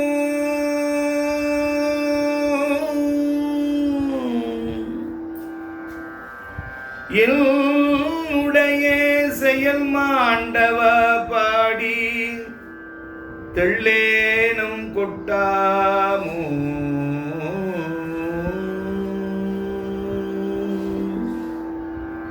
கயல் மாண்ட கண்ணீதன் பங்கன் ஏனை கலந்தாண்டலுமே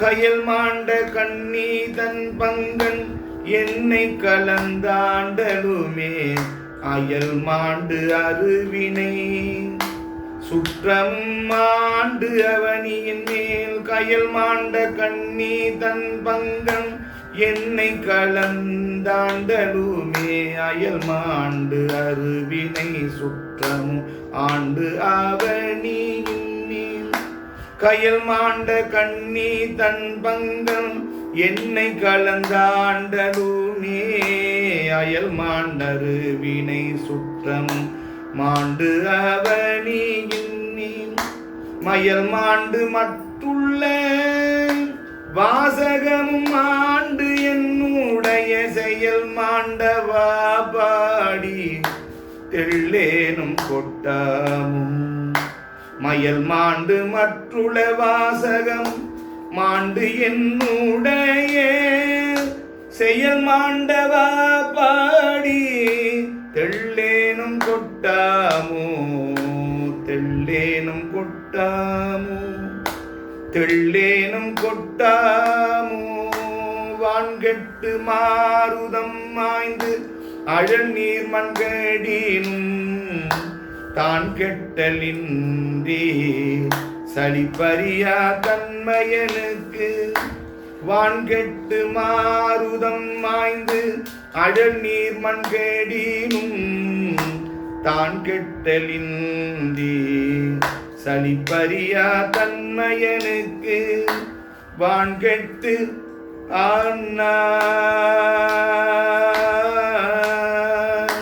வான்கெட்டு மாருதம் மாய்ந்து அழல் நீர் மண்கேடினும் தான் கெட்டலின்றி சளிப்பறியா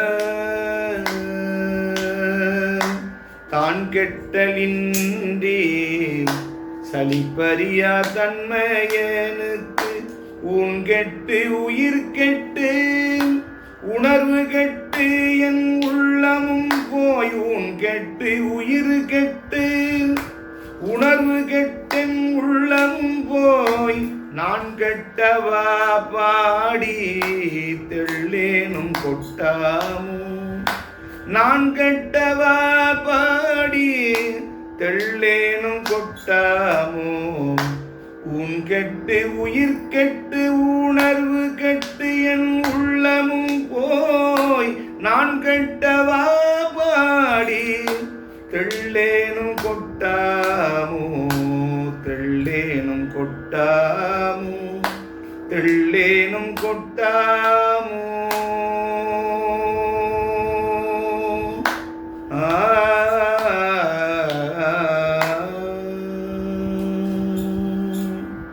என்று இப்படி இந்த 4 பாடலை அமைத்து பாடுமாறு உங்களை கேட்டுக்கொள்கின்றேன். இப்போ முதலிலே இருந்து அந்த பாடலை இந்த 4 பாடலையும் நீங்கள் பதிவு பண்ணி வைத்துக் கொள்ளுங்கள்.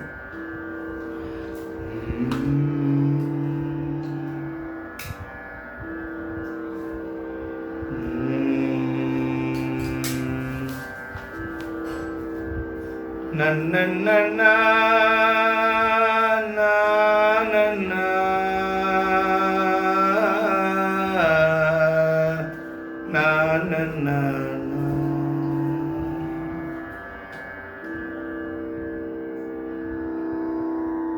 ராகம் நீலமணி, தாளம் ஆதிதாளம்.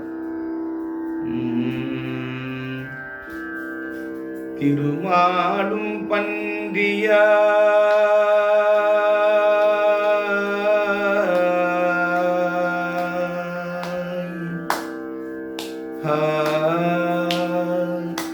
திருமாலும் பன்றியாய் சென்றுணரா திருவடியை திருமாலும் திருமாலும் பன்றியாய் சென்றுணரா திருவடியை உருணாமறியவோ அந்தணனாய் ஆண்டு கொண்டான் திருமாலும் பன்றியாய் சென்றுணரா திருவடியை உருணாமறியவோ அந்தணனாய் ஆண்டு கொண்டான் அந்தணனாய் ஆண்டு கொண்டான் அந்தணனாய் ஆண்டு கொண்டான் ஒரு நாமம் ஓர் உருவம்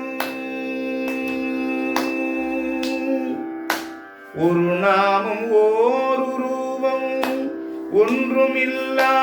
ஒன்றுமில்லாதற்கு ஒரு நாமம் ஓர் உருவம் ஒன்றுமில்லார்க்கு ஆயிரம் திருநாமம் பாடினாம் தெள்ளேனும் கொட்டாமோ ஒரு நாமம் ஓர் உருவம் ஒன்றுமில்லார்க்கு ஆயிரம் திருநாமம் பாடினாம் தெள்ளேனும் கொட்டாமோ திருஆர் பெருந்துரை மேய பிரான் என் பிறவி கருவேரறுத்த பிரான் யாவரையும் கண்டதில்லை திருவார் பெருந்துரை மேய பிரான் என் பிறவி கருவேரறுத்த பிரான் யாவரையும் கண்டதில்லை அருவாய் உருவமும்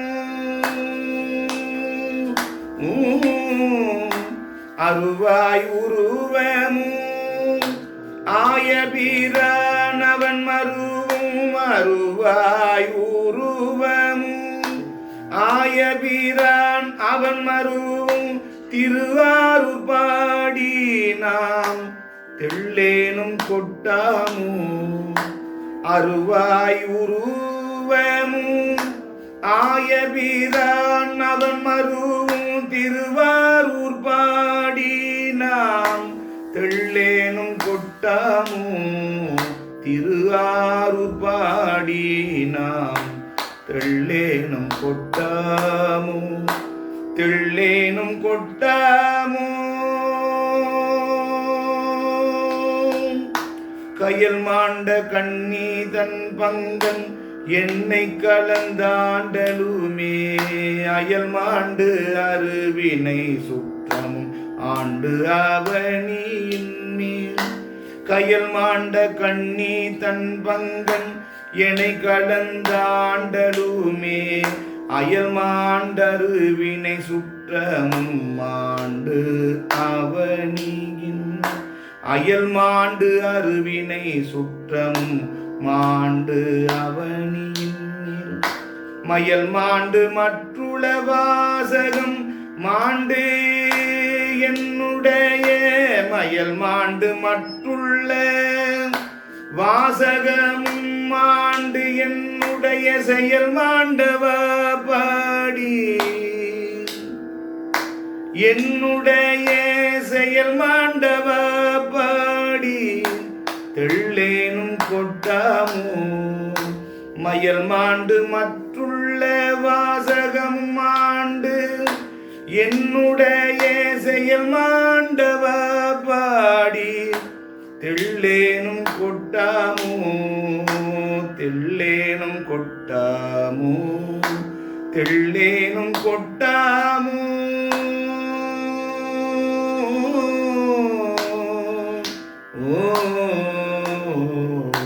வான்கெட்டு மாருதம் வாய்ந்து அழல் நீர் மண்கடினும் வான்கெட்டு மாருதம் வாய்ந்து அழல் நீர் மண்கடினும் தான் கெட்டலின்றே சலிப்பறியா தன்மையனுக்கு சலிப்பறியா தன்மையனுக்கு சலிப்பறியா தன்மையனுக்கு வான்கெட்டு மாருதம் வாய்ந்து அழல் நீர் மண்கடினும் தான் கெட்டலின்றே சலிப்பறியா தன்மையனுக்கு ஊன் கெட்டு உயிர் கெட்டு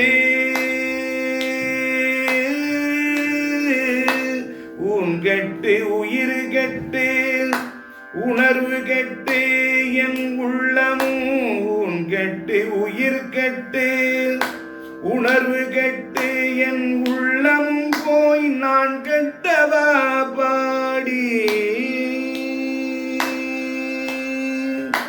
நான் கெட்டவா பாடி தெள்ளேனும் கொட்டாமோ ஊன் கெட்டு உயிர் கெட்டு உணர்வு கெட்டின் உள்ளமும் போய் நான் கெட்டவா பாடி தெள்ளேனும் கொட்டாமோ நான் கெட்டவா பாடி தெள்ளேனும் கொட்டாமோ நான் கெட்டவா பாடி தெள்ளேனும் கொட்டாமோ ஆனா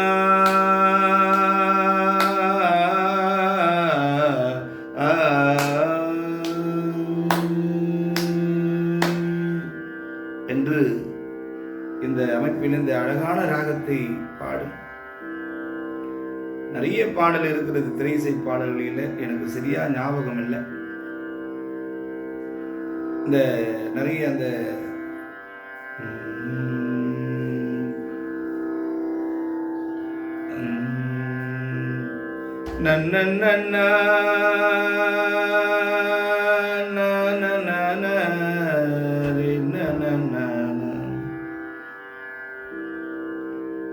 இதய கோயிலில் வசித்திடும் உன்னை நான் எப்படி மறப்பேனையா முருகா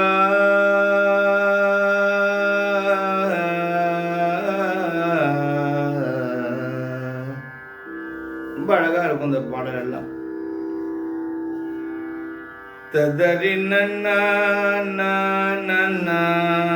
தேவாரத்தில் கூட உங்களுக்கு செல்வ நெடுமாடம் சென்று சேனோங்கி செல்வம் மதி தோய செல்வம் உயருகின்ற செல்வர் வாழ்த்தில்லை சிற்றம்பலம் மேய செல்வன் கடல் ஏத்தும் செல்வம் செல்வமே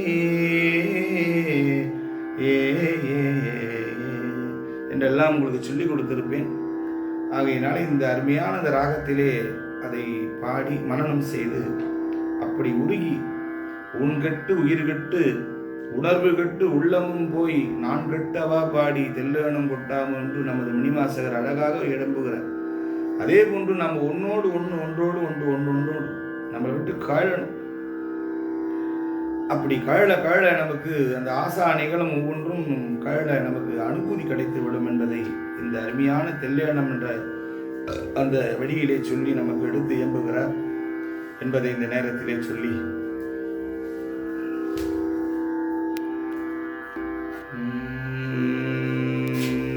அன்பர்களே, இந்த தெல்லேனத்தை இப்படி பாடி பரவுங்கள். அதை தொடர்ந்து நமக்கு திருச்சாழல் தில்லையில் அருளியது சிவனுடைய காருண்யம் என்பதை முன்னவர்கள் சொல்லுகிறார். சாழல் என்பது மகளிர் விளையாட்டு வகையிலே ஒன்று. சிலப்பதிகாரம் அரங்கேற்று காதை உரையிலே அடியார்க்கு நல்லார் பல வகை கூத்தாவன என்பதற்கு ஒரு சூத்திரம் எடுத்து காட்டுகிறார். நல்லால் தோர் வீச்சு நற்சாழல் என்பதான். தோல் வீச்சு என்பதற்கு கை கொட்டி நகைத்தல் என்பது பொருள்.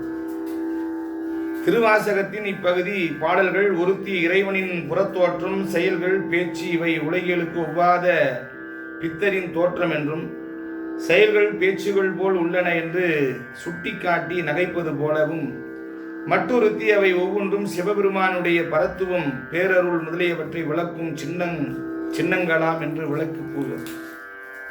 இது கூட அறியாத உன் அறிவின் நுட்பம் இருந்தவாறே என்ன என்று அவளை எள்ளி கை கொட்டி நகையாடுவது போலவும் அமைந்துள்ளன. கந்த புராணத்திலும் தட்சகாண்டத்திலே இந்த செய்திகள் மிக விரிவாக தசீதி உத்திர படலத்திலே கூறப்படுகிறது. பேரூர் புராணம் சொல்லப்படுகிறது. திருவாசகத்திலே இப்பகுதி வாத ஊரடிகள் வரலாற்றில் புத்தவாதம் என்ற தலைப்பிலே இதை விரிவாக சொல்லப்படுகிறது. முன்னார் கலையும் உணரா மூகையா மோடி தன்னால் பதிமுதன்மை சாற்றியதாம் திருச்சாளர் என்று திருப்பெருந்துற புராணம் எடுத்து எம். சிவனுடைய காருண்யம் என்பது சிவனுடைய கருணை. ஏற்கனவே சொல்லுமா போல அந்த கருணை அவமறு திருச்சாளர் சிவனுடைய காருண்யம் என சொல்லப்படும். ஆகையினாலே இந்த அற்புதமான அது தரவு கொச்சக கலிப்பாவிலே இது அமைந்திருக்கிறது. ஏற்கனவே உங்களுக்கு இது மோகன ராகத்திலே தான் உங்களுக்கு எடுத்து சொல்லப்பட்டிருப்பது. அந்த மோகன ராகத்திலே இந்த பாடலை நான் உங்களுக்கு பாடிவிடுகிறேன்.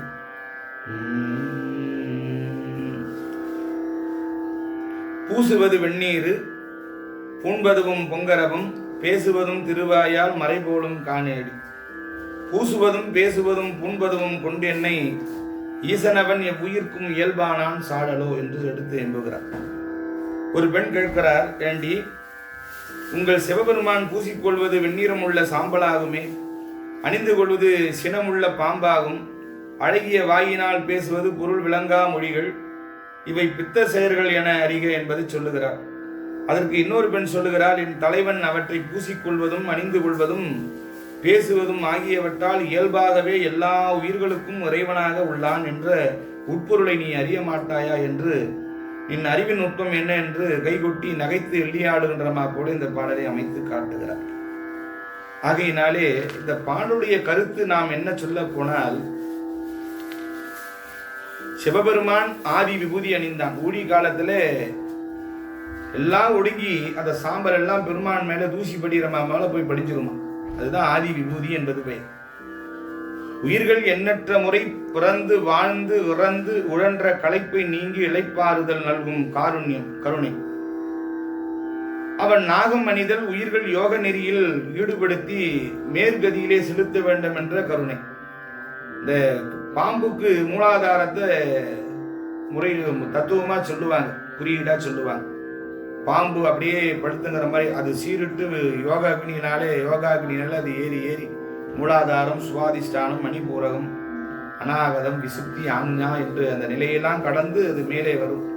அது அந்த பாம்பு கீழே படுத்துக்கிட்டு இருக்கு. அந்த பாம்புக்கு ஹோமா அளிப்பாங்க. அது அந்த யோகாக்னி, இந்த உயிர்கள் கீழே இருந்து அது ஒவ்வொன்றாக அந்த நிலையை யோகாக்னியிலே அந்த பிராணயாமத்தினாலே அது மேலே வந்து பெருமான் திருவடியை அடைய வேண்டும் என்பதற்காக அந்த பாம்பை என்ன சொல்லுவாங்கன்னா மூலாதாரத்துக்கு ஒப்பிடுவார். அதை சொல்லுகிறார். இங்கே பாம்பு அணிந்து கொண்டிருக்கிறான நாகங்களை, அது என்ன, உயிர்கள் யோக நெறியிலே ஈடுபடுத்தி மேற்கதியிலே செலுத்த வேண்டும் என்ற கருணையினால். மறைகள் சொல்லுகிறானா, மறைகள் அருளி செய்ததனால் உயிர்களுக்கு மெய்ப்பொருளை உணர்த்தி அவற்றை தவமுயலச் செய்து வீடு பெற்று இருத்தல் வேண்டும் என்ற கருணை. ஆக எல்லாம் இந்த பெருமானுடைய கருணையினாலே உயிர்கள் உய்ய வேண்டும் என்பதற்காக இதை ஒவ்வொன்றும் அணிந்திருக்கிறான் என்பதை சொல்லாமல் எடுத்து இயம்புகிற பாடல் தான் இந்த அருமையான பூசுவது வெந்நீர் பூண்பது பொங்கு. என்னப்பன் எம்பீரான் எல்லோர்க்கும் தான் ஈசன் துண்ணம்பை கோவணமா கொள்ளுமதி என்னேடி மண்ணுகளை துண்ணு பொருள் மறை நான்கே வான் சரடா தன்னையே கோவணமா சாத்தினன்கான் சாடாலோ என்று அழகாக பாடுகிறார். இந்த அருமையான பாடலுக்கு சிவபெருமானே, என் தந்தை, எங்கள் தலைவன், எல்லாருக்கும் தானே கடவுள் என்று பேசுகின்றாயே, அத்துணை மேலானவன் என்கின்றாயே, தைத்த கோவணத்தை நைந்து கொள்வதேன், நூல்களில் நிறைந்துள்ள நிலை பெற்ற பொருள்கள் விரைவி உள்ள நான்மறைகளையே மேன்மை உள்ள கீழாகவும் அம்மறைகளில் நிறைந்துள்ள பொருள்களையே கோவணமாகவும் அணிந்து கொண்டான் என்பதை அறிவாயாக, இது கூட அறியாத உன் மதிநூட்டம் கைகுட்டி நகைக்கத்தக்கது என்று மற்றொரு பெண் சொல்லுகின்றார். ஆக இப்படி ஒவ்வொன்றும் ஒவ்வொரு இந்த 20 பாடலையும் 2 வரி வினாவாகவும் 2 வரி விடையாகவும் அமைத்து பாடுகின்ற அந்த அற்புதமான நிலையைத்தான் இந்த பாடலிலே பார்க்கணும். அதற்கப்புறம் கோயில் சுடுகாடு கொள்விழித்தோள் நல்ல ஆடை தாயுமிலி தந்தையிலி தான் தனியன் காணேடி தாயுமிலி தந்தையுமிலி தான் தனியன் ஆயுடினும் காயில் உலகனைத்தும் கற்புடிகான் சாழலோ என்று அந்த பாடலை வியம்பு வருகிறார். அப்பொழுது, ஏண்டி உங்கள் சிவபெருமானுக்கு அரண்மனை சுடுகாடாகுமாமே, சிறந்த ஆடை கொள்ளப்பட்ட புலியின் தோளாமே, அவன் அன்னையும் அப்பனையும் இல்லாதவனாகவும் இருக்கிறானே, தனக்கு சுற்றத்தார் இல்லாது தனியாக உள்ளவனை என்பதை நீ அறிவாயாக என்று கேட்கிறார் அந்த பெண். அதற்கு இன்னொரு பெண் சொல்லுகின்றார், அன்னையும் அப்பனும் இல்லாதவனும் தனியாக உள்ளவனுமாயினும் அவன் சினங்கொண்டால் உலகங்கள் எல்லாம் துகளாகிவிடும் என்பதை அறியாயோ? உன் அறிவின் திட்பம் கைகொட்டி நகைக்கத்தக்கது என்று அதை அந்த பெருமான் அந்த ஊமை பெண்ணை பேச வைத்து பதில் சொல்லுமா போல அமைத்து காட்டுகிறார். இப்படி ஒவ்வொன்றாக நாம் சொல்லிக்கொண்டே போகலாம். அதை தொடர்ந்து மலைமகளை உருபாகம் வைத்தலுமே மற்றொருத்தி சலமுகத்தால் அவன் சடையில் பாயுமது என்னடி. சலமுகத்தால் அவன் சடையில் பாய்ந்தலனேல் தரணியெல்லாம் பிளமுகத்தே புகப்பாய்ந்து பெரும் கேடாம் சாடலோ என்று அந்த கங்கை வந்த வரலாற்றை அழகாக சொல்லுகின்றார். பிறகு அதை தொடர்ந்து அந்த 20 பாடலிலே ஒரு பாடல், சலமுடைய சலந்தரன் தன் உடல் கடிந்த நல்ல அழி நலமுடைய நாரணர்க்கு அன்று அருளியவாறு என்ன அடி.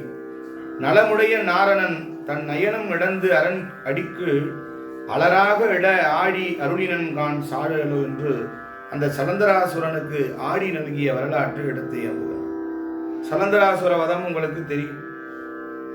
சலந்தரனுடைய வரலாறெல்லாம் அற்புதமாக எடுத்து இயம்புகின்ற ஒரு தலம்தான் திருவேழிமலை.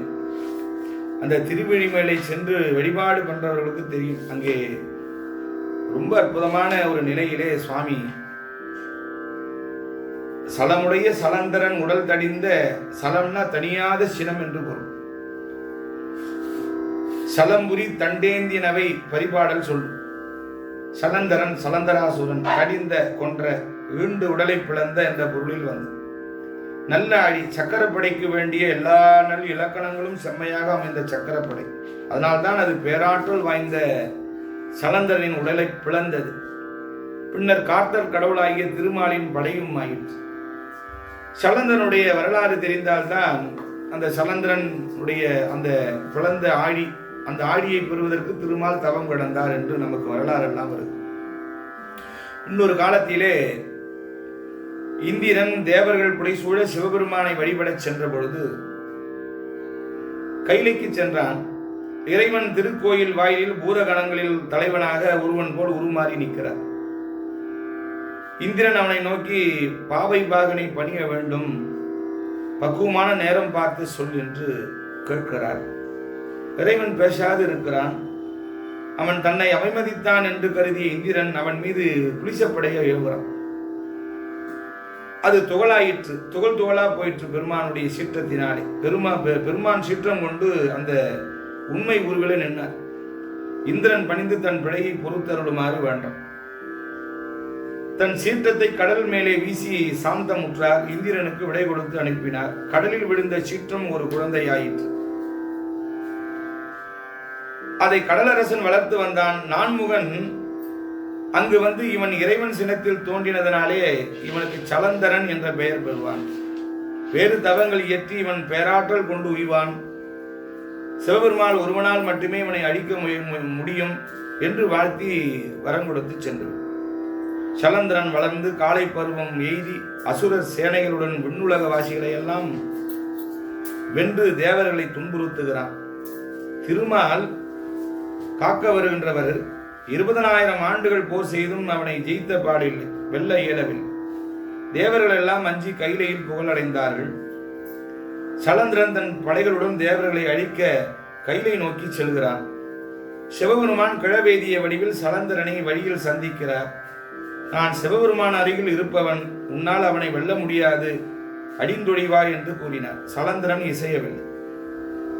இறைவன் தன் கால் விரலினால் நிலத்தில் ஒரு சக்கரத்தை வரைந்து, நீ இதை எடுத்து உன் தலையில் சுமக்கும் ஆற்றல் உள்ளவனானாய், பிறகு நீ சிவபெருமானை போர் தொடுக்க முடியும் என்று சொல்லுகிறார். சலந்தரன் அந்த சக்கர வடிவை மண்ணில் நின்று பெயர்த்து எடுத்து தலையிலே ஏற்றினான். அது சக்கரப்படையாகமாகி சலந்தரனுடைய உடலை உச்சி முதல் கீழ் வரை 2ஆக பிளந்து சலந்தரன் அடிந்தொழிந்தார். தேவர்கள் இறைவனை துதித்து சென்று இந்த இடம்தான் திரு விற்குடி வீரட்டம். அட்ட வீரட்ட செயல் புரிந்த இடத்திலே ஒரு செயல் சலந்தரனை வதம் செய்து ஆழிப்படையினாலே சக்கரப்படையினாலே அவன் உடலை இதை அழகாக ஞானசம்பந்த திருவிழிமலை தேவாரத்தில் அழகா எடுத்திருக்கிறார். தன் தவம் பெரிய சலந்தரன் உடலம் தடிந்த சக்கரம் மார்க் அருள் என்று அன்று அறி வழிபட்டு இடிச்சிய விமானத்து இறையவன் பிரயணி சடையன் என்று எழும்புகிறார்.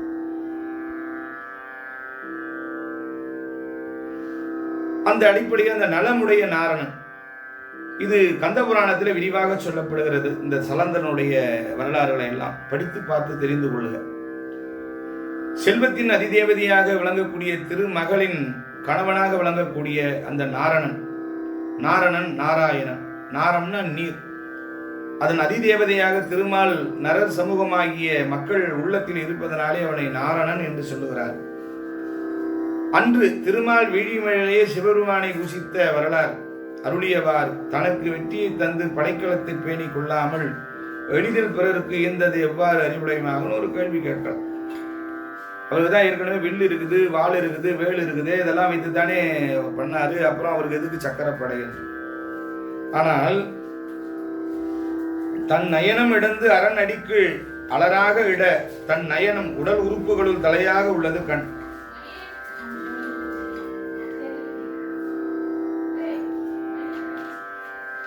கண்ணில் உறுப்பில்லை என்பது நான்மணிக்கடி. சிறந்த உறுப்பில்லை. மனிதனுக்கு உடம்புல இருக்கிற உறுப்பில்லை எது சிறந்ததுன்னா கண்ணு தான்.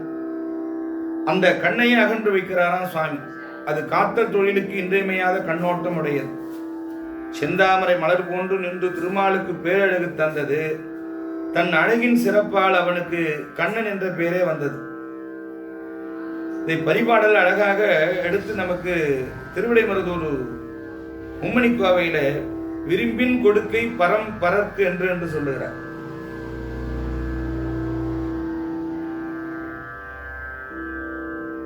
ஆடி அருளினன் திருமால் விரும்பிய சக்கரப்படையை அவனுக்கு அளித்தானாம் சுவாமி. சிவபெருமானுடைய எண்குணங்களிலே ஒரு குணம் முடிவில் ஆற்றல் உடையவன் என்பது ஒரு பொருள். அவனுக்கு படைக்கலம் தேவையே கிடையாது. அவன் திருமுன்பே தீமைகள் அழியும். சலந்தரனை பிளக்க சக்கரப்படையை படைத்தது பின்னாளில் அது திருமாலுக்கு தேவைப்படும் என்ற காரணத்தினாலே அவன் அதை வேண்டி இறப்பான் என்ற திருவுள்ளம் பற்றி முற்றும் உணர்ந்ததினாலே நிகழ்ந்தது. திருமாலில் வில்லு அம்பு முன்னமே காத்திர வீரியாச்சுடன் வாடி முதலியோருடன் தோல்வியுற்று ராவணன் முதலிய அற்பமான எதிரிகளை எல்லாம் அழிக்க ஏற்றது. அவற்றின் பயன் ராமாவதாரத்தோடு முடிந்து போனது. சலந்தரன் போன்ற எதிரிகளை கொள்ள சக்கரம் போன்ற பேராற்றல் வாய்ந்த படை அவன் காத்தல் தொழிலுக்கு இன்றியமையாததாகும் என்பதனாலே பின்வந்த கிருஷ்ணாவதாரத்திலே வில் அம்புகள் அன்றி ஆழிப்படையே பயன்பாடாக கொண்டார். இதை அவன் திருமாலுக்கு அளித்தது அரண் தன் அடியார்களுக்கு வேண்டத்தக்கதை அறிந்து அவர்களை அதனை வேண்டச் செய்து அவர்கள் வேண்டியவாறே கொடுக்கும் வெள்ளன்மை உடையவன் என்ற அருமையாக விளங்கு. தனக்கென்றும் ஒன்றையும் விரும்பாதவன் என்னும் உயர்வுகளை உணர்ந்து அன்றி தாழ்வினை உணர்த்தாது திருமகளின் கணவனாகிய பேரும் காத்தல் தொழிலுக்கு அவனுக்கு இறைவனாலேயே கொடுக்கப்பட்டன. அவற்றை கண்டு இறைவன் மயங்கினான் என்றும் வாதம் பிள்ளை அது நம்ம அதெல்லாம் குணதனமாக சொல்ல அதெல்லாம் எடுத்துக்க கூடாது. திருமால் சிவபூஜை செய்து சலந்தரன் உடல் தடிந்த சக்கரப்படையை இறைவனிடம் பெற்றான் என்பதை தேவாரங்கள் பல இடங்களிலே சான். தரையொடு உதவிய நலதரு தகுமுறை உருசலது நல அரணது வரையன தலைவிசையொடு ஒரு திகிரியை அறிவர அருளினன் உரைமலி தருசுர நதி பொதிசடை அவனுரை பதிமிகு திரைமலி கடன்மணல் அணிதரு பெருதிடர் வளர்த்திரு மிழலையே என்று ஞானசம்பந்தர் பெருமானும் கருப்பமிகு உடல் அளத்து காலன் ஊந்தி கைமறித்து கையிலை என்னும் பொறுப்பெடுக்க உரம் அறுக்கன் பொன்முடித்தோல் நெறித்த விரதர் புனிதர் கோயில் தருப்பமிகு சலந்தரன் தன் உடல் அறத்தடிந்த சக்கரத்தை வேண்டி ஈண்டு விருப்பமோடு மால் வழிபாடு செய்ய வீதி விமானம் சேர் மேளையாமே என்று திருஞான சம்பந்த பெருமான் வேறொரு பதிகத்திலேயே அதையே ஊரிலேயே பதிவு செய்கிறார். நீட்டினை நிறைய பூசி நித்தல் 1000 பூக்கொண்டு ஏற்றொழி ஒன்று ஒரு நாள் குறைய கண் நிறைய விட்ட ஆற்றலுக்கு இறங்கி ஆடி நல்கி அவன் கொணர்ந்து இடிச்சும் கோயில் வீட்டிலிருந்து அளிப்பர் வீடி மேளையுள் விகிருதனாரே என்று அழகாக பாடுகிறார். இப்படி பல இடங்களிலே இந்த செய்தியை நமக்கு சொல்ல வருகிறார்கள். அந்த அடிப்படையிலே திருமால் சிவபூஜை செய்து சக்கரம் பெற்ற வரலாறு அருமையான வரலாறு. அது திருவிடிமலை சென்று பார்த்தால் இன்றும் பெருமானுடைய திருக்கண் அந்த பெருமானுடைய திருவடியிலே பதிந்திருப்பதை நாம் காணலாம். நேத்ராபரணேஸ்வரர் சுவாமி பெயர், வீடி அழகேசர், சுந்தர குஜாம்பிகை என்ற நாமத்தோடு எம்பெருமாட்டி விளங்குகிறாள். அந்த அற்புதமான தலத்திலே மூவரும் சென்று பாடியிருக்கிறார்கள். மணிவாசகர் சென்று பாடியிருக்கிறார். அருணகிரிநாத பெருமான் சென்று பாடியிருக்கிறார். அருமையான திருத்தலம். அந்த தலத்தை எல்லாம் இந்த அற்புதமான பாடலிலே, இந்த திருச்சாடலிலே குறிப்பிடுகிறார். இப்பொழுது நாம் இதில் ஒரு நயம் இருக்கிறது. பெருமான் கண்ணிடந்து அதை வழிபாடு செய்த ஒரு நயம் என்பது, நாம் எல்லாம் சிவபூஜை செய்து பெருமானுடைய அந்த திருவடியிலே அந்த சக்கரம் பெறுவதற்காக அவர் வைத்தார் என்பது நாம் வரலாறு மூலமாக நமக்கு எல்லாமே சொல்லுகிறார்கள். ஆனால் மணிவாசகர் இதை ஒரு விதமாக பார்க்கிறார். தமிழ் புலவர்கள் கற்பனைக்கு ஈடாக உலகில் வேறு எந்த மொழி புலவனையின் கற்பனையும் கூற முடியாது. ஒன்று புலவனின் கற்பனை வளம், மற்றது தன் தமிழ் தனி வளம், தன் தமிழ் தனி வளம். தமிழ்நாட்டிலே வீழிமலை என்று ஒரு தலம், அங்கே திருமால் சிவபெருமானை வணங்கி பூஜை செய்தார் என்பதெல்லாம் உங்களுக்கு தெரியும். சும்மா ஒரு நேர்த்தி கடன், வேறு எவரிடம் இல்லாத மிக உயர்ந்த அற்புதமான ஆயுதம் ஒன்று இருக்குது, சக்கர ஆயுதம், அதை பெறுவதற்காக செய்தார், சிவபூஜை செய்தார் என்பதெல்லாம் சொல்லுகிறார்கள். 1008 அர்ச்சனை செய்தார், 1008 தாமரை பூவை செய்தார். அதில் திருமால் சிவபெருமான் வேண்டும் என்றே ஒரு பூவை மறைத்து விடுகிறார். மறைப்பது அவருக்கு ஒரு பெரிய விஷயம் கிடையாது. மறைப்பு தொழில் செய்வதில் 5 தொழிலில் ஒரு தொழிலே அவருக்கு. அதில் அந்த தொழில் மட்டும் இல்லை, அது அவருக்கு என்னன்னா ஒரு விளையாட்டு வேற. மறைப்பு தொழில் ஒரு தொழில், அதை விளையாட்டா செய்வானாம் பெருமான். ஓட்டை மறைக்கிறார் ஒரு இடத்துல, மாம்பழத்தை மறைப்பார் ஒரு இடத்துல, அப்புறம் பார்த்தீங்கன்னா கோவணத்தை மறைப்பார். இப்படி ஒவ்வொன்றா மறைக்கிறவருக்கு இந்த தாமரை பூவை மறைப்பது ஒரு வேலை, அது ஒரு விளையாட்டு தானே அவருக்கு. ஓட்டை மறைச்சார் திருநீலகண்ட குயவனாருக்கு, மாம்பழத்தை மறைப்பார் காரைக்கால் அம்மையாருக்கு, கோவணத்தை மறைச்சார் உங்களுக்கே தெரியும் யாருக்கு. அதுபோல அவங்களெல்லாம் அது மாதிரி மறைச்சி அவங்க நாயன்மாரா சேர்த்துருவார். அது அவர் கைவந்த வேலை. அந்த விளையாட்டில் மாட்டிக்கொண்டவரா யாரு? ஸ்ரீமன் நாராயணர். அதுல அவருக்கு என்ன போச்சு, தாமரை பூவை மறைச்சிக்கிட்டார். காணாமல் போன பூவிற்கு எங்கே போவது? பூசை நடுவில் எழுந்து போகக்கூடாது யோசிக்கிறார். கண்ணை எல்லாருக்கும் அவர் தாமரை கண்ணன் என்று சொன்னாங்க. அதனால அந்த கண்ணை என்ன பண்றார், எடுத்து அர்ச்சனை செய்து விட்டாள்னு படாரான எண்ணி கண்ணை அகன்றார். பாதமலர் பாதத்தில் வைத்து விடுறார். பரமனுக்கு பரம சந்தோஷம். கேட்ட சக்கரத்தை கொடுத்துடுறார். அந்த சக்கரம் தான் திருப்பதியில சோழுகிறது. இது கதையினுடைய கரு. இதை வைத்து நம் புலவர்கள் என்னென்ன விளையாட்டு விளையாடுகிறார்கள் பாருங்க. தீந்தமிழ் கற்பனை, மேலே கூறிய புராண கற்பனை வரலாற்றை வேறொரு புராண கற்பனை வரலாற்று உருளை மேல் வைத்து கற்பனை வண்டியை ஓட்ட தொடங்குறார். யாரு? நம்ம மணிவாசகர். என்ன சார் புராண வரலாறுகளை கற்பனை என்கிறீர்களே என்று நீங்க ஆதங்கப்படலாம். ஆனால் கற்பனையில் தான் ஒரு தர்பரன் தத்துவ உண்மை ஒளிந்திருக்கும். சிலருக்கே இறைவன் உணர்த்துவான், அப்படித்தான் வள்ளலாருக்கு இறைவன் உணர்த்தினான். ஓதுகின்ற சூதனைத்தும் உள்ள அனைத்தும் காட்டி உள்ளதனை உள்ளபடி உணர உணர்த்தினையே என்று பாடுகிறார் வள்ளலார். உணர்ந்து உள்ளொளி பெருக்குவது ஒரு புறம், குழைந்து தீந்தமிழ் கற்பனையில் இழப்பது இன்னொரு புறம். நல்லா கவனமா கேளுங்க. உணர்ந்து உள்ளொளி பெருக்குவது ஒரு புறம், குழைந்து தீந்தமிழ் கற்பனையில் தன்னையே இழப்பது ஒரு இன்னொரு புறம். இப்போ மணிவாசக தொடங்கிய கற்பனையில தான் நம்ம இருக்கிறோம்.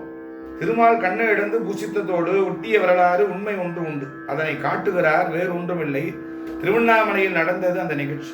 அங்கே சிவஜோதி ஒன்று அண்ணாமலையாய் எழ திருமாலும் அவரதுடைய மகனும் ஆகிய பிரம்மாவும் அந்த ஜோதி அடிமுடி தேடியதை ஒட்டி போட்டி நடந்தது. பிரம்மன் முடியையும் திருமால் அடியையும் தேடி கிளம்பினார்கள். வேதவாயன் பிரம்மா பொய் சொல்லி தண்டனை பெற்றான். உங்களுக்கு தெரிந்தது. திருமால் உண்மையாகவே அடியை தேடி பூமியை தோண்ட புறப்பட்டார். சுரங்கம் போல தோண்டி வந்தவர் சிதம்பரம் பக்கம் வந்த போது எழுந்து ஆரவாரம் கேட்டு நிலத்துக்கு மேலே வந்தால் அங்கே நடராஜ பெருமான் நடனம் ஆடிக்கொண்டிருக்கிறார். பக்தர்கள் எல்லாம் வணங்கி கொண்டிருக்கிறார்கள். பக்தர்களை விலக்கி பார்த்தால் நடராஜராகிய சிவபெருமான் காலை தூக்கி ஆடும் போது அவரது ஒரு இடது காலை கண்டு விட்டார். ஆஹா, இடது காலை நாம் பார்த்து விட்டோம், இன்னொரு காலை பார்க்கணும், இதைத்தானே தேடி வந்தோம். ஒரு காலை பார்த்தாயிற்று, இனி அடுத்த காலையும் பார்த்தால் போட்டியில் நான் வென்று விடலாம் என்று எண்ணி சிதம்பரத்திலேயே நடராஜர் தங்கிவிட்டார். அதான் அங்க படுத்துங்கிறார். நடராஜ சன்னிதி முன்னால படுத்து கொண்டு வழி கிடந்தார் என்று, அதுதான் அங்கு காணப்படும் கோவிந்தராஜர் என்றும் மணிவாசகர் கற்பனையை உருட்டி விடுறார். எந்த பாட்டில் சார் இருக்குதுன்னு நீங்க கேட்கலாம். திருக்கோவையார்னு ஒரு அருமையான பாடலிலே புறங்கடந்தான் அடி காண்பான் புவி விண்டு புக்கறியாது இறங்கிடு எந்தா என்றும் இறப்ப தன் ஈரடிக்கு 82 கடந்தான் கரங்கடந்தான் ஒன்று காட்டமற்று ஆங்கது காட்டீர் என்று காட்டிடு என்று வரங்கடந்தான் தில்லை அம்பலம் முண்டில் ஆயவன் என்று திருக்கோவையார் பாடிவிடுகிறார். அடடா, என்ன திருமால் திருவிழிமையில செய்த பூஜையின் உட்பொருள் இங்கிருந்து தொடங்குகிறது என்று குதிக்கிறார். இப்படி மணிவாசகர் இப்படி அந்த கற்பனையை தட்டி விடுகிறார். நெடுநாள் தில்லையிலே காத்து கிடந்தாராம் மணிவாசகர் கூறியபடி. ஆனால் ஒரு பலனும் இல்லை. நடராஜர் அடுத்த கால தூக்கி காட்டவே இல்லை. அப்ப இங்க காட்டா விட்டா என்ன, வேற ஒரு ஊர்ல காட்டலாம் இல்லையா? அதனால தில்லையிலே நடராஜராக ஆடுகிறார், திருவாரூரிலே தியாகராஜராக ஆடுகிறார்.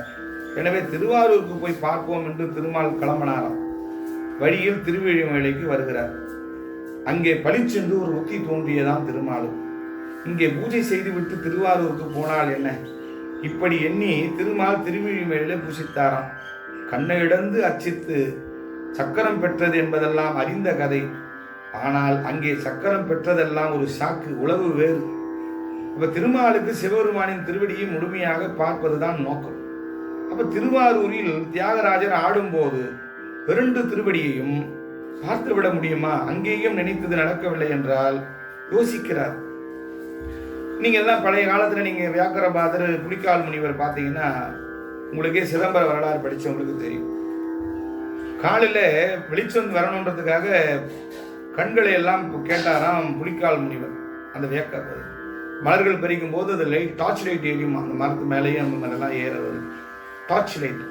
அதுபோல என்ன பண்றாராம், காலில் கண் இருந்தால் கன இருட்டிலும் நடக்கலாம் என்பது பழமொழி அவருக்கு ஞாபகம். பழங்காலத்துல இருட்டில் நடக்கும் போது மின்மினி பூச்சியை காலணியில் ஒட்டி நடப்பார்களாம்.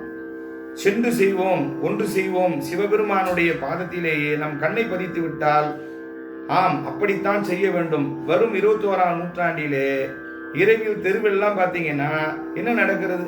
ஒவ்வொரு தெருவிலும் கண்ணுக்கு புலனாகாதபடி சிசிடிவி கேமரா, குறும் கேமரா பதித்து வைத்திருப்பதை பார்ப்பீங்க. அதுல பதிவான பின்னர் நம்ம வேண்டும் போது எடுத்து பார்த்து ரிவைஸ் பண்ணி பார்த்தோன்னா என்ன நடந்தது, ஏது நடந்தது தெரிஞ்சு போயிடும். இதெல்லாம் அப்படி சிவபெருமானின் பாதத்திலேயே நமது கண்ணாகிய கேமராவை பதித்து வைத்து விட்டால் அவர் எப்போது எங்கே ஆடினாலும் திருவடிகள் நன்றாக தெரிந்துவிடும் என்ற காரணத்தினாலே திருமால் தன் கண்ணு இடந்து சிவன் காலடியிலே வைத்தார். என்ன சமத்து என்று ஒரு புலவர் பாடுகிறார் திருமாலை புகழ்ந்து. இது தெரியாமல் பலர் திருமால் சக்கரத்திற்காக தன் கண்ணை இடந்து அர்ச்சித்தார் என்று சொல்லிக் கொண்டு இருக்கிறார்கள். அற்புதமான அந்த பாடல் பழம்பாடல். கங்குலிலே நடப்பார்க்கு காலிலே கண் வேண்டும் கண்டீர், அந்த சங்கரனார் திருத்தாளில் கண்ணிடந்து சாத்தி வைத்த சமத்தை பாரீர், அங்கணனார் ஆரூரில் ஆடவே கிங்கினிகால் அருமையெல்லாம் செங்கண் நெடுமால் தனக்கே அல்லாமல் மற்றொருவருக்கும் தெரிந்திடாதே என்று அந்த அற்புதமான பழம்பாடல் நமக்கு எடுத்து இயம்புகிறது. இந்த புலவரின் கற்பனைக்கு முதல் காரணமாக இருந்தவர் மணிவாசக பெருந்தகையார். திருக்கோவையாரிலே அற்புதமாக எடுத்து இயம்புவர். ஆக நமது அருளாளர்கள் எல்லாம் ஒவ்வொரு விதமாக பெருமானை கற்பனை செய்து அந்த தமிழினாலே கற்பனை செய்கிறார்.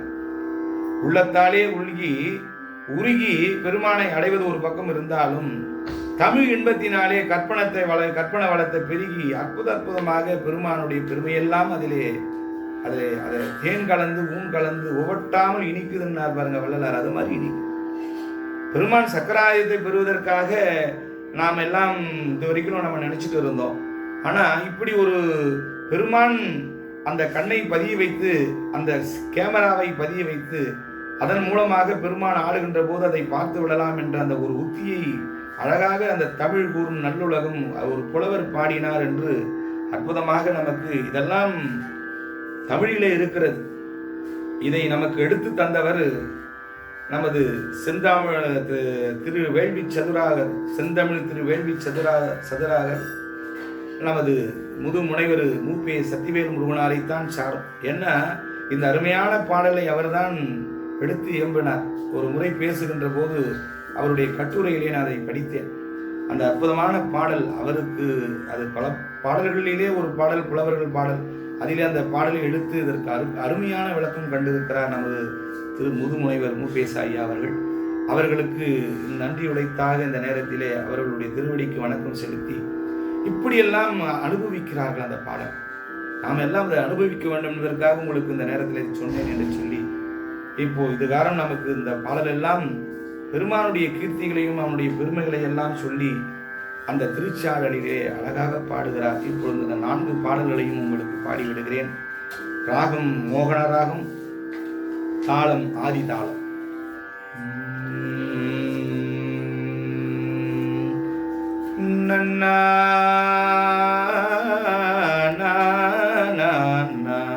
பூசுவது வெண்ணீர், உண்பதுவும் பொங்கரவம், பேசுவதும் திருவாயால் மறை போலும் காணேடி. பாருங்க, பூசுவதும் வெண்ணீர், உண்பதுவும் பொங்கரவம், பேசுவதும் திருவாயால் மறை போலும் காணேடி. பூசுவதும் பேசுவதும் உண்பதுவும் கொண்டு என்னை, பூசுவதும் பேசுவதும் உண்பதுவும் கொண்டு என்னை, ஈசனவன் எவ்வுயிர்க்கும் இயல்பானான் சாடலோ. பூசுவதும் பேசுவதும் உண்பதுவும் கொண்டு என்னை, ஈசனவன் எவ்வுயிர்க்கும் இயல்பானான் சாடலோ. என்னப்பன் எம்பீரான் எல்லார்க்கும் தானீசன், என்னப்பன் எம்பீரான் எல்லார்க்கும் தானீசன், துண்ணம்பை கோவணமா கொள்ளுமது என்னேடி. மண்ணுகளை துண்ணு பொருள் மறை 4 வான் சரடா, மண்ணுகளை துண்ணு பொருள் மறை 4 வான் சரடா, தன்னையே கோவணமாய் சாத்தினன்கான் சாடலோ. தன்னையே கோவணமாய் சாத்தினன்கான் தாழலோ. பூசுவதும் வெண்ணீர், உண்பதுவும் பொங்கரவம்,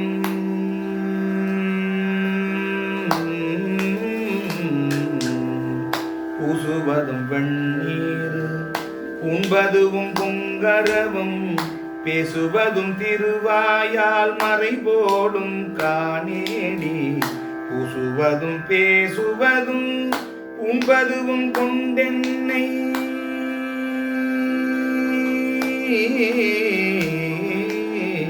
பூசுவதும் பேசுவதும் உண்பதுவும் கொண்டென்னை, ஈசனவன் எவ்வுயிர்க்கும் இயல்பானான் சாடலோ. என்னப்பன் எம்பீரான் எல்லார்க்கும் தானீசன், துண்ணம்பை கோவணமா கொள்ளுமது என்னேடி. மண்ணுகளை துண்ணு பொருள் மறை 4 வான் சரடா,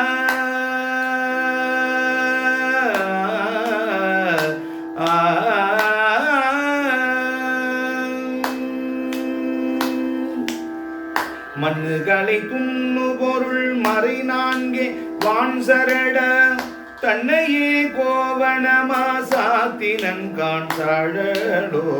கோயில் சுடுகாடு கொள்புலி தோல் நல்லாடி, கோயில் சுடுகாடு கொள்புலி தோல் நல்லாடி, தாயுமிலி தந்தையிலி தான் தனியன் காணேடி. தாயுமிலி தந்தையிலி தான் தனியன் காணேடி. தாயுமிலி தந்தையிலி தான் தனியன் ஆயிரினும், தாயுமிலி தந்தையிலி தான் தனியன் ஆயிரினும், காயில் உலகனைத்தும் கல் பொடிகான் சாடலோ. தாயுமிலி தந்தையிலி தான் தனியன் ஆயிரினும், காயில் உலகனைத்தும் கல் பொடிதான் காடலோ. கண்ணா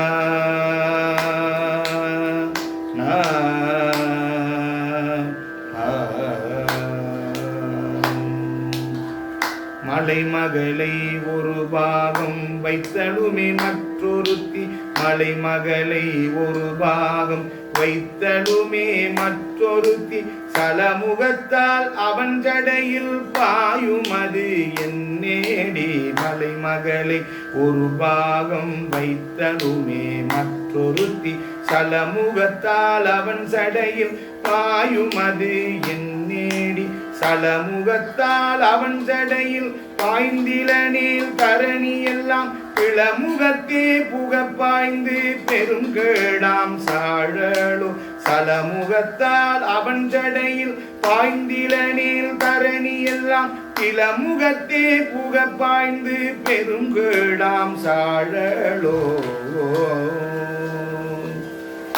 ஆனா சலமுடைய சலந்தரந்தன் உடல் தடிந்த நல்லாழி சலமுடைய சலந்தரந்தன் உடல் தடிந்த நல்லாழி நலமுடைய நாரணர்க்கு அன்றருளிய ஆரென் சலமுடைய சலந்தரந்தன் உடல் தடிந்த நல்லாழி நலமுடைய நாரணர்கன்று அருளிய ஆரென்னேடி நலமுடைய நாரணன் நயனமிடந்தரன் அடிக்கு அலராக இட ஆடி அருளினன்கான் சாழலோ நலமுடைய நாரணன் நயனமிடந்தரன் அடிக்கு அலராக இட ஆடி அருளினன்கான் சாழலோ அருளினன்கான் சாழலோ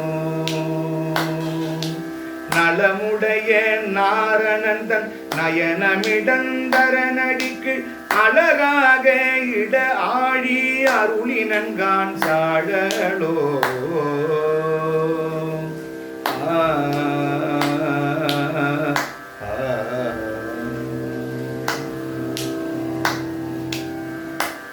என்று இந்த ஆதி தாளத்திலே அமைத்து அது 8 அக்ஷரம், ஒரு வரிக்கு 8 அக்ஷரம். சலமுடைய சலந்தரந்தன் உடல் தடிந்த நல்லாழி அந்த அந்த ஒரு வரி அந்த ஒரு பீச்சு அப்படி கணக்கு வச்சு அதை பாடுங்க. எத்தனை முறை வேணாலும் உங்களுக்கு தகுந்த மாதிரி அந்த அமைத்து பாடினீங்கன்னா நல்லா அழகாக பாடலாம் என்பதை சொல்லி, நண்பர்களே, இன்று அளவிலே திரு தெள்ளேனம் திருச்சாடல் என்ற தலைப்பிலே 2 தலைப்பிலே 4 பாடல்களை பார்த்தோம். இதெல்லாம் நீங்கள் வீட்டிலே அமர்ந்து கேட்டு இன்புற்று அதை பாட வேண்டும். அதுதான் என்னுடைய நோக்கம்.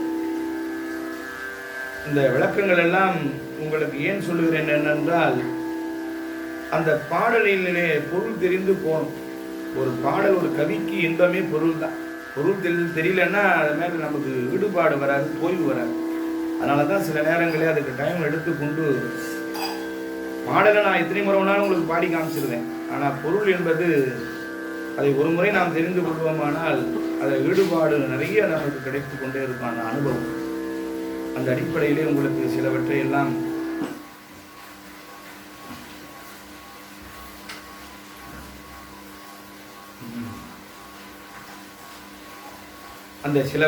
உங்களுக்கு எடுத்து இங்கே சொல்லப்பட கடமைப்பட்டிருந்தோம் என்பதை சொல்லி, நீங்கள் இதுகாரும் இந்த அற்புதமான 2 தலைப்புகளிலே இருக்கிற பாடல் எல்லாம் ஓதி உய்ய வேண்டும் என்ற நேரத்தை சொல்லி, இதை பாடுவதற்கு திருவருளும் குருவருளும் துணை செய்தது, அதற்கு நன்றியை சொல்லி, இந்த அற்புதமான யூடியூப் சேனலிலே நேரலையிலே இதை பயின்று வருகின்ற அன்பர் பெருமக்களுக்கு மீண்டும் ஒரு முறை வணக்கத்தையும் நன்றியும் தெரிவித்துக் கொண்டு இந்த அளவிலே நிறைவு செய்கின்றேன். நன்றி, வணக்கம். திருச்சிற்றம்பலம். திருநாளுடைய சிவனே போற்றி, நாட்டவர்க்கும் இறைவா போற்றி, காவாய் கனகத்திரளே போற்றி, கைலை மலையானே போற்றி போற்றி. திருச்சிற்றம்பலம்.